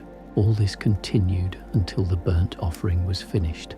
When they had finished offering, the king and all who were present with him bowed themselves and worshipped. Moreover, Hezekiah the king and the princes commanded the Levites to sing praises to the Lord with the words of David and of Asaph the seer. They sang praises with gladness, and they bowed their heads and worshipped. Then Hezekiah answered, "Now you have consecrated yourselves to the Lord. Come near and bring sacrifices and thank offerings into the Lord's house." The assembly brought in sacrifices and thank offerings, and as many as were of a willing heart brought burnt offerings. The number of the burnt offerings which the assembly brought was 70 bulls, 100 rams, and 200 lambs. All these were for a burnt offering to the Lord. The consecrated things were 600 head of cattle and 3,000 sheep. But the priests were too few, so that they could not skin all the burnt offerings. Therefore their brothers, the Levites, helped them until the work was ended, and until the priests had sanctified themselves, for the Levites were more upright in heart to sanctify themselves than the priests. Also the burnt offerings were in abundance, with the fat of the peace offerings, and with the drink offerings for every burnt offering. So the service of the Lord's house was set in order. Hezekiah and all the people rejoiced because of that which God had prepared for the people, for the thing was done suddenly. Chapter 30. Hezekiah sent to all Israel and Judah, and wrote letters also to Ephraim and Manasseh, that they should come to the Lord's house at Jerusalem to keep the Passover to the Lord, the God of Israel. For the king had taken counsel with his princes and all the assembly in Jerusalem to keep the Passover in the 2nd month, for they could not keep it at that time, because the priests had not sanctified themselves in sufficient number, and the people had not gathered themselves together to Jerusalem. The thing was right in the eyes of the king and of all the assembly, so they established a decree to make proclamation throughout all Israel, from Beersheba even to Dan, that they should come to keep the Passover to the Lord, the God of Israel, at Jerusalem, for they had not kept it in great numbers in the way it is written. So the couriers went with the letters from the king and his princes throughout all Israel and Judah, according to the commandment of the king, saying, "You children of Israel, turn again to the Lord, the God of Abraham, Isaac, and Israel, that he may return to the remnant of you that have escaped out of the hand of the kings of Assyria. Don't be like your fathers and like your brothers who trespassed against the Lord, the God of their fathers, so that he gave them up to desolation, as you see. Now don't be stiff-necked as your fathers were, but yield yourselves to the Lord, and enter into his sanctuary, which he has sanctified forever, and serve the Lord your God, that his fierce anger may turn away from you. For if you turn again to the Lord, your brothers and your children will find compassion with those who led them captive, and will come again into this land, because the Lord your God is gracious and merciful, and will not turn away his face from you if you return to him. So the couriers passed from city to city through the country of Ephraim and Manasseh, even to Zebulun, but people ridiculed them and mocked them. Nevertheless, some men of Asher, Manasseh, and Zebulun humbled themselves and came to Jerusalem. Also the hand of God came on Judah to give them one heart, to do the commandment of the king and of the princes by the Lord's word. Many people assembled at Jerusalem to keep the feast of unleavened bread in the 2nd month, a very great assembly. They arose and took away the altars that were in Jerusalem, and they took away all the altars for incense, and threw them into the brook Kidron. Then they killed the Passover on the 14th day of the 2nd month. The priests and the Levites were ashamed and sanctified themselves and brought burnt offerings into the Lord's house. They stood in their place after their order, according to the law of Moses, the man of God.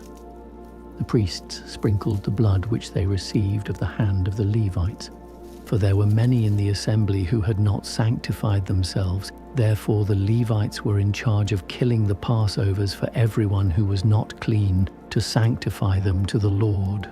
For a multitude of the people, even many of Ephraim, Manasseh, Issachar, and Zebulun, had not cleansed themselves, yet they ate the Passover other than the way it is written.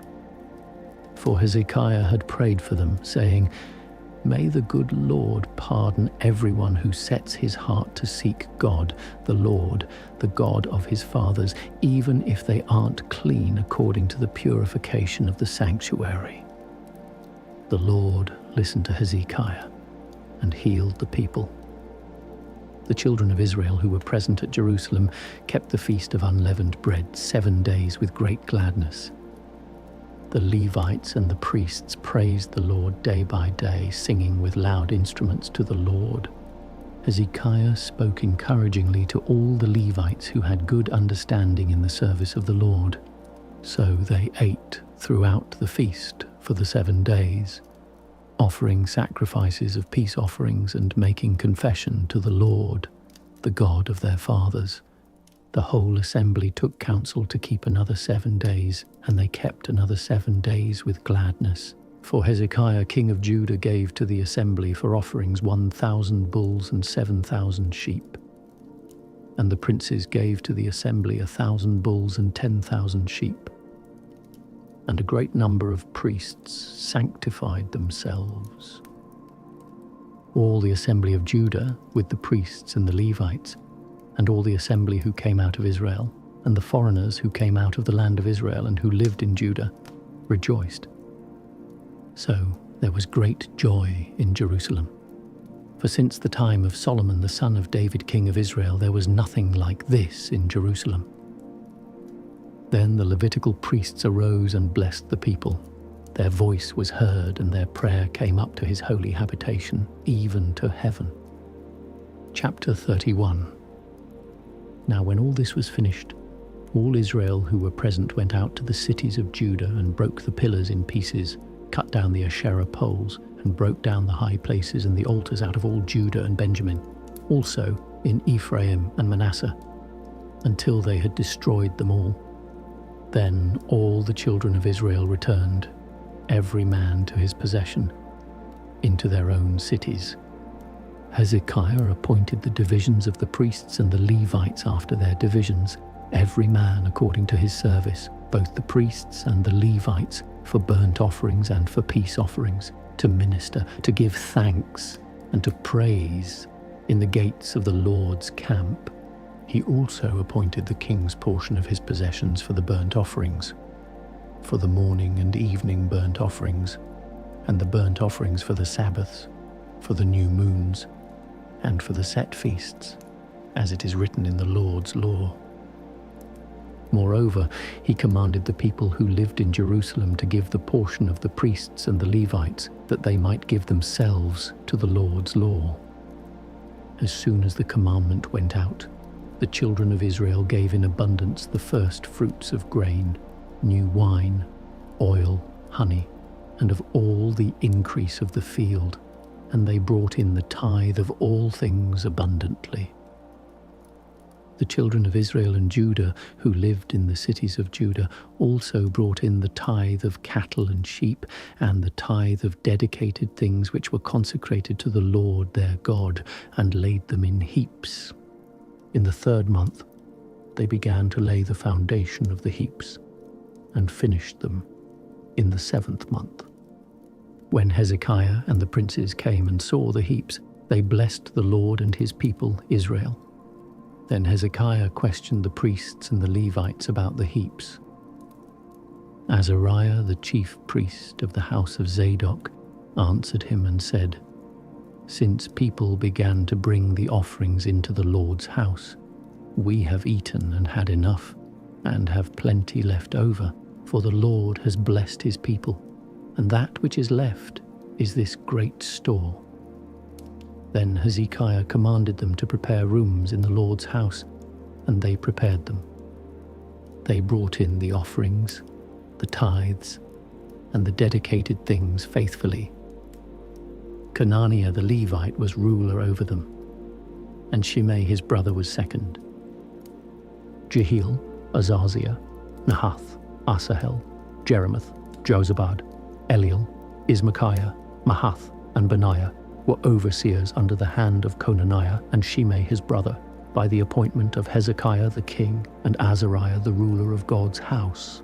Korah the son of Imnah the Levite, the gatekeeper at the east gate, was over the freewill offerings of God, to distribute the Lord's offerings and the most holy things. Under him were Eden, Miniamin, Jeshua, Shemaiah, Amariah, and Shechaniah in the cities of the priests, in their office of trust, to give to their brothers by divisions, to the great as well as to the small, in addition to those who were listed by genealogy of males, from 3 years old and upward, even everyone who entered into the Lord's house, as the duty of every day required, for their service in their offices according to their divisions. And those who were listed by genealogy of the priests by their fathers' houses, and the Levites from 20 years old and upward, in their offices by their divisions, and those who were listed by genealogy of all their little ones, their wives, their sons, and their daughters, through all the congregation. For in their office of trust they sanctified themselves in holiness. Also for the sons of Aaron the priests, who were in the fields of the pasture lands of their cities, in every city there were men who were mentioned by name to give portions to all the males among the priests and to all who were listed by genealogy among the Levites. Hezekiah did so throughout all Judah, and he did that which was good, right, and faithful before the Lord his God. In every work that he began in the service of God's house, in the law and in the commandments to seek his God, he did it with all his heart and prospered. Chapter 32. After these things and this faithfulness, Sennacherib king of Assyria came, entered into Judah, encamped against the fortified cities, and intended to win them for himself. When Hezekiah saw that Sennacherib had come, and that he was planning to fight against Jerusalem, he took counsel with his princes and his mighty men to stop the waters of the springs which were outside of the city, and they helped him. Then many people gathered together, and they stopped all the springs and the brook that flowed through the middle of the land, saying, "Why should the kings of Assyria come and find abundant water?" He took courage, built up all the wall that was broken down, and raised it up to the towers, with the other wall outside, and strengthened Millo in David's city, and made weapons and shields in abundance. He set captains of war over the people, gathered them together to him in the wide place at the gate of the city, and spoke encouragingly to them, saying, "Be strong and courageous. Don't be afraid or dismayed because of the king of Assyria, nor for all the multitude who is with him, for there is a greater one with us than with him. An arm of flesh is with him. But the Lord our God is with us to help us and to fight our battles." The people rested themselves on the words of Hezekiah, king of Judah.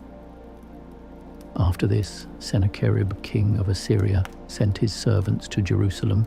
Now he was attacking Lachish, and all his forces were with him, to Hezekiah, king of Judah, and to all Judah who were at Jerusalem, saying, "Sennacherib, king of Assyria, says, 'In whom do you trust, that you remain under siege in Jerusalem?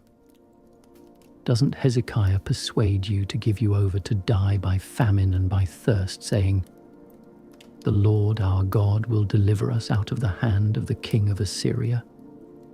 Hasn't the same Hezekiah taken away his high places and his altars, and commanded Judah and Jerusalem, saying, "You shall worship before one altar, and you shall burn incense on it"? Don't you know what I and my fathers have done to all the peoples of the lands? Were the gods of the nations of those lands in any way able to deliver their land out of my hand? Who was there among all the gods of those nations which my fathers utterly destroyed that could deliver his people out of my hand, that your God should be able to deliver you out of my hand? Now therefore don't let Hezekiah deceive you nor persuade you in this way. Don't believe him, for no god of any nation or kingdom was able to deliver his people out of my hand and out of the hand of my fathers. How much less will your God deliver you out of my hand? His servants spoke yet more against the Lord God and against his servant Hezekiah. He also wrote letters insulting the Lord, the God of Israel, and speaking against him, saying, "As the gods of the nations of the lands which have not delivered their people out of my hand, so shall the God of Hezekiah not deliver his people out of my hand." They called out with a loud voice in the Jews' language to the people of Jerusalem who were on the wall, to frighten them and to trouble them, that they might take the city. They spoke of the God of Jerusalem as of the gods of the peoples of the earth, which are the work of men's hands. Hezekiah the king and Isaiah the prophet, the son of Amoz, prayed because of this, and cried to heaven. The Lord sent an angel who cut off all the mighty men of valor, the leaders and captains in the camp of the king of Assyria. So he returned with shame of face to his own land. When he had come into the house of his God, those who came out of his own body, that is, his own sons, killed him there with the sword. Thus the Lord saved Hezekiah and the inhabitants of Jerusalem from the hand of Sennacherib the king of Assyria, and from the hand of all others, and guided them on every side. Many brought gifts to the Lord to Jerusalem, and precious things to Hezekiah king of Judah, so that he was exalted in the sight of all nations from then on. In those days Hezekiah was terminally ill, and he prayed to the Lord, and he spoke to him and gave him a sign. But Hezekiah didn't reciprocate appropriate to the benefit done for him, because his heart was lifted up. Therefore there was wrath on him, Judah and Jerusalem. However, Hezekiah humbled himself for the pride of his heart, both he and the inhabitants of Jerusalem, so that the Lord's wrath didn't come on them in the days of Hezekiah. Hezekiah had exceedingly great riches and honor. He provided himself with treasuries for silver, for gold, for precious stones, for spices, for shields, and for all kinds of valuable vessels. Also storehouses for the increase of grain, new wine and oil, and stalls for all kinds of animals and flocks in folds. Moreover, he provided for himself cities and possessions of flocks and herds in abundance, for God had given him abundant possessions. This same Hezekiah also stopped the upper spring of the waters of Gihon, and brought them straight down on the west side of David's city. Hezekiah prospered in all his works. However, concerning the ambassadors of the princes of Babylon, who sent to him to inquire of the wonder that was done in the land. God left him to test him, that he might know all that was in his heart. Now the rest of the acts of Hezekiah and his good deeds, behold, they are written in the vision of Isaiah the prophet, the son of Amoz, in the book of the kings of Judah and Israel. Hezekiah slept with his fathers, and they buried him in the ascent to the tombs of the sons of David. All Judah and the inhabitants of Jerusalem honored him at his death. Manasseh, his son, reigned in his place. Chapter 33. Manasseh was 12 years old when he began to reign, and he reigned 55 years in Jerusalem. He did that which was evil in the Lord's sight, after the abominations of the nations whom the Lord cast out before the children of Israel. For he built again the high places which Hezekiah his father had broken down. And he raised up altars for the Baals, made Asheroth, and worshipped all the army of the sky, and served them. He built altars in the Lord's house, of which the Lord said, "My name shall be in Jerusalem forever." He built altars for all the army of the sky in the two courts of the Lord's house. He also made his children to pass through the fire in the valley of the son of Hinnom. He practiced sorcery, divination, and witchcraft, and dealt with those who had familiar spirits and with wizards. He did much evil in the Lord's sight, to provoke him to anger. He set the engraved image of the idol which he had made in God's house, of which God said to David and to Solomon his son, "In this house and in Jerusalem, which I have chosen out of all the tribes of Israel, I will put my name forever. I will not any more remove the foot of Israel from off the land which I have appointed for your fathers, if only they will observe to do all that I have commanded them, even all the law, the statutes, and the ordinances given by Moses." Manasseh seduced Judah and the inhabitants of Jerusalem, so that they did more evil than did the nations whom the Lord destroyed before the children of Israel. The Lord spoke to Manasseh and to his people, but they didn't listen. Therefore the Lord brought on them the captains of the army of the king of Assyria, who took Manasseh in chains, bound him with fetters, and carried him to Babylon. When he was in distress, he begged the Lord his God, and humbled himself greatly before the God of his fathers. He prayed to him, and he was entreated by him, and heard his supplication, and brought him again to Jerusalem into his kingdom. Then Manasseh knew that the Lord was God. Now after this, he built an outer wall to David's city on the west side of Gihon, in the valley, even to the entrance at the fish gate. He encircled Ophel with it, and raised it up to a very great height, and he put valiant captains in all the fortified cities of Judah. He took away the foreign gods and the idol out of the Lord's house, and all the altars that he had built in the mountain of the Lord's house and in Jerusalem, and cast them out of the city. He built up the Lord's altar, and offered sacrifices of peace offerings and of thanksgiving on it, and commanded Judah to serve the Lord, the God of Israel. Nevertheless, the people still sacrificed in the high places, but only to the Lord their God. Now the rest of the acts of Manasseh, and his prayer to his God, and the words of the seers who spoke to him in the name of the Lord, the God of Israel, behold, they are written among the acts of the kings of Israel. His prayer also, and how God listened to his request, and all his sin and his trespass, and the places in which he built high places and set up the Asherah poles and the engraved images before he humbled himself. Behold, they are written in the history of Hosea. Or the seers, so Manasseh slept with his fathers, and they buried him in his own house, and Amon his son reigned in his place. Amon was 22 years old when he began to reign, and he reigned 2 years in Jerusalem. He did that which was evil in the Lord's sight, as did Manasseh his father. And Amon sacrificed to all the engraved images which Manasseh his father had made, and served them. He didn't humble himself before the Lord, as Manasseh his father had humbled himself. But this same Ammon trespassed more and more. His servants conspired against him and put him to death in his own house. But the people of the land killed all those who had conspired against King Ammon, and the people of the land made Josiah his son king in his place. Chapter 34. Josiah was 8 years old when he began to reign, and he reigned 31 years in Jerusalem.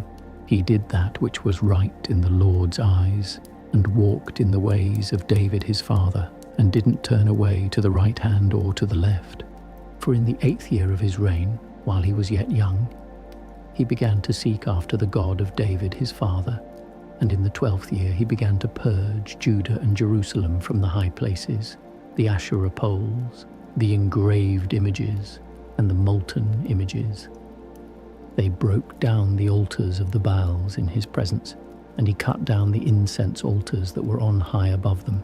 He broke the Asherah poles, the engraved images and the molten images in pieces, made dust of them, and scattered it on the graves of those who had sacrificed to them. He burned the bones of the priests on their altars, and purged Judah and Jerusalem.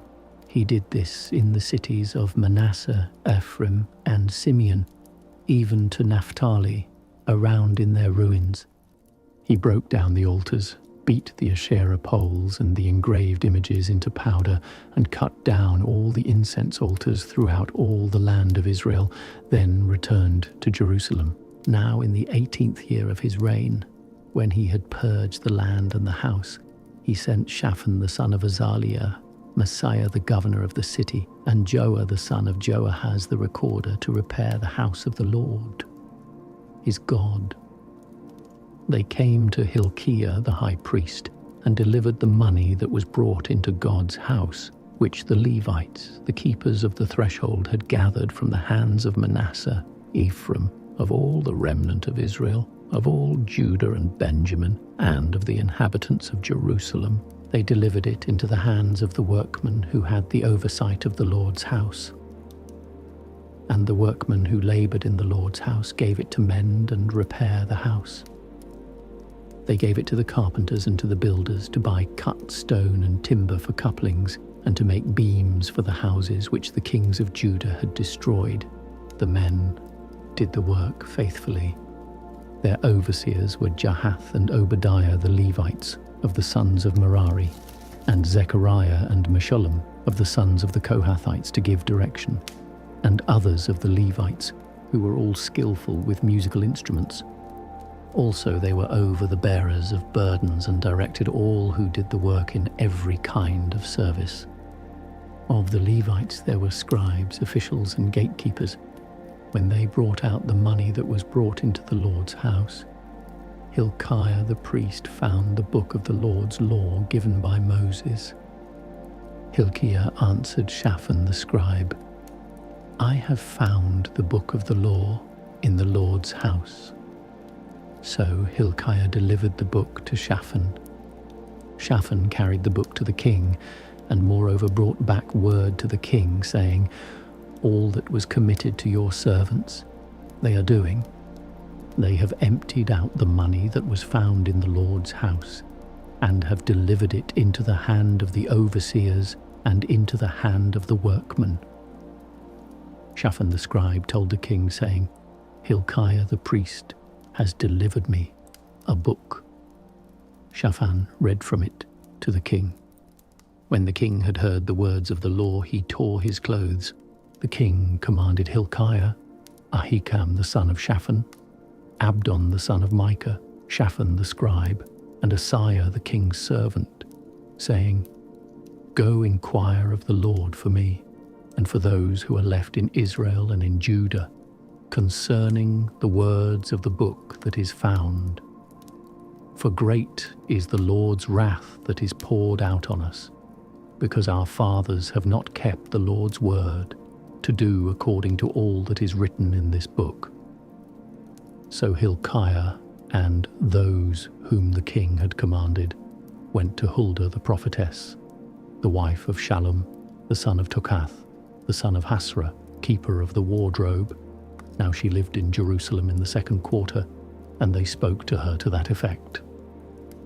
She said to them, "The Lord, the God of Israel says, tell the man who sent you to me, the Lord says, behold, I will bring evil on this place and on its inhabitants, even all the curses that are written in the book which they have read before the king of Judah. Because they have forsaken me and have burned incense to other gods, that they might provoke me to anger with all the works of their hands, therefore my wrath is poured out on this place, and it will not be quenched. But to the king of Judah, who sent you to inquire of the Lord, you shall tell him this. The Lord, the God of Israel, says, about the words which you have heard, because your heart was tender, and you humbled yourself before God when you heard his words against this place and against its inhabitants, and have humbled yourself before me, and have torn your clothes and wept before me. I also have heard you, says the Lord. Behold, I will gather you to your fathers, and you will be gathered to your grave in peace. Your eyes won't see all the evil that I will bring on this place and on its inhabitants. They brought back this message to the king. Then the king sent and gathered together all the elders of Judah and Jerusalem. The king went up to the Lord's house with all the men of Judah and the inhabitants of Jerusalem, the priests, the Levites, and all the people, both great and small. And he read in their hearing all the words of the book of the covenant that was found in the Lord's house. The king stood in his place and made a covenant before the Lord to walk after the Lord and to keep his commandments, his testimonies, and his statutes with all his heart and with all his soul, to perform the words of the covenant that were written in this book. He caused all who were found in Jerusalem and Benjamin to stand. The inhabitants of Jerusalem did according to the covenant of God, the God of their fathers. Josiah took away all the abominations out of all the countries that belonged to the children of Israel, and made all who were found in Israel to serve, even to serve the Lord their God. All his days they didn't depart from following the Lord, the God of their fathers. Chapter 35. Josiah kept a Passover to the Lord in Jerusalem. They killed the Passover on the 14th day of the first month. He set the priests in their offices and encouraged them in the service of the Lord's house. He said to the Levites who taught all Israel, who were holy to the Lord, "Put the holy ark in the house which Solomon the son of David, king of Israel, built. It will no longer be a burden on your shoulders. Now serve the Lord your God and his people Israel. Prepare yourselves after your fathers' houses by your divisions, according to the writing of David king of Israel, and according to the writing of Solomon his son. Stand in the holy place according to the divisions of the fathers' houses of your brothers, the children of the people, and let there be for each a portion of a father's house of the Levites. Kill the Passover lamb, sanctify yourselves, and prepare for your brothers to do according to the Lord's word by Moses. Josiah gave to the children of the people of the flock lambs and young goats, all of them for the Passover offerings, to all who were present, to the number of 30,000 and 3,000 bulls. These were of the king's substance. His princes gave a free will offering to the people, to the priests, and to the Levites. Hilkiah, Zechariah, and Jehiel, the rulers of God's house, gave to the priests for the Passover offerings 2,600 small livestock and 300 head of cattle. Conaniah also, and Shemaiah and Nethanel, his brothers, and Hashabiah, Jael, and Jozabad, the chiefs of the Levites, gave to the Levites for the Passover offerings 5,000 small livestock and 500 head of cattle. So the service was prepared, and the priests stood in their place, and the Levites by their divisions, according to the king's commandment. They killed the Passover lambs and the priests sprinkled the blood which they received from their hands, and the Levites skinned them. They removed the burnt offerings that they might give them according to the divisions of the fathers' houses of the children of the people, to offer to the Lord, as it is written in the book of Moses. They did the same with the cattle. They roasted the Passover with fire according to the ordinance. They boiled the holy offerings in pots, in cauldrons, and in pans, and carried them quickly to all the children of the people. Afterward they prepared for themselves and for the priests, because the priests, the sons of Aaron, were busy with offering the burnt offerings and the fat until night. Therefore the Levites prepared for themselves and for the priests, the sons of Aaron. The singers, the sons of Asaph, were in their place, according to the commandment of David, Asaph, Heman, and Jeduthun the king's seer. And the gatekeepers were at every gate. They didn't need to depart from their service because their brothers, the Levites, prepared for them. So all the service of the Lord was prepared the same day, to keep the Passover and to offer burnt offerings on the Lord's altar, according to the commandment of King Josiah. The children of Israel who were present kept the Passover at that time, and the feast of unleavened bread 7 days. There was no Passover like that kept in Israel from the days of Samuel the prophet, nor did any of the kings of Israel keep such a Passover as Josiah kept with the priests, the Levites, and all Judah and Israel who were present, and the inhabitants of Jerusalem. This Passover was kept in the 18th year of the reign of Josiah. After all this, when Josiah had prepared the temple, Necho king of Egypt went up to fight against Carchemish by the Euphrates, and Josiah went out against him. But he sent ambassadors to him, saying, "What have I to do with you, you king of Judah? I come not against you today, but against the house with which I have war. God has commanded me to make haste. Beware that it is God who is with me, that he not destroy you." Nevertheless, Josiah would not turn his face from him, but disguised himself, that he might fight with him, and didn't listen to the words of Necho from the mouth of God, and came to fight in the valley of Megiddo. The archers shot at King Josiah, and the king said to his servants, "Take me away, because I am seriously wounded." So his servants took him out of the chariot, and put him in the second chariot that he had, and brought him to Jerusalem. And he died, and was buried in the tombs of his fathers. All Judah and Jerusalem mourned for Josiah. Jeremiah lamented for Josiah, and all the singing men and singing women spoke of Josiah in their lamentations to this day, and they made them an ordinance in Israel. Behold, they are written in the Lamentations. Now the rest of the acts of Josiah and his good deeds, according to that which is written in the Lord's law and his acts, first and last, behold, they are written in the book of the kings of Israel and Judah. Chapter 36. Then the people of the land took Jehoahaz the son of Josiah and made him king in his father's place in Jerusalem. Joahaz was 23 years old when he began to reign, and he reigned 3 months in Jerusalem.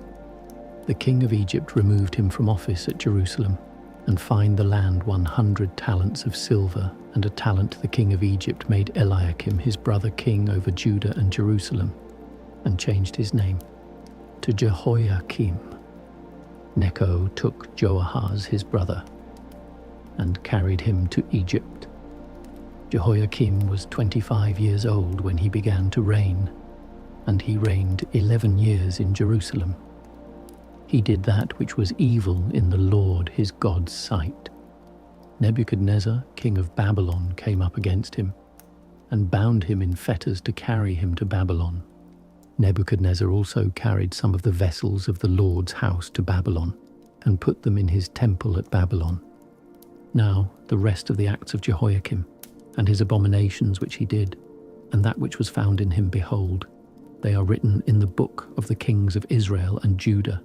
And Jehoiakim, his son, reigned in his place.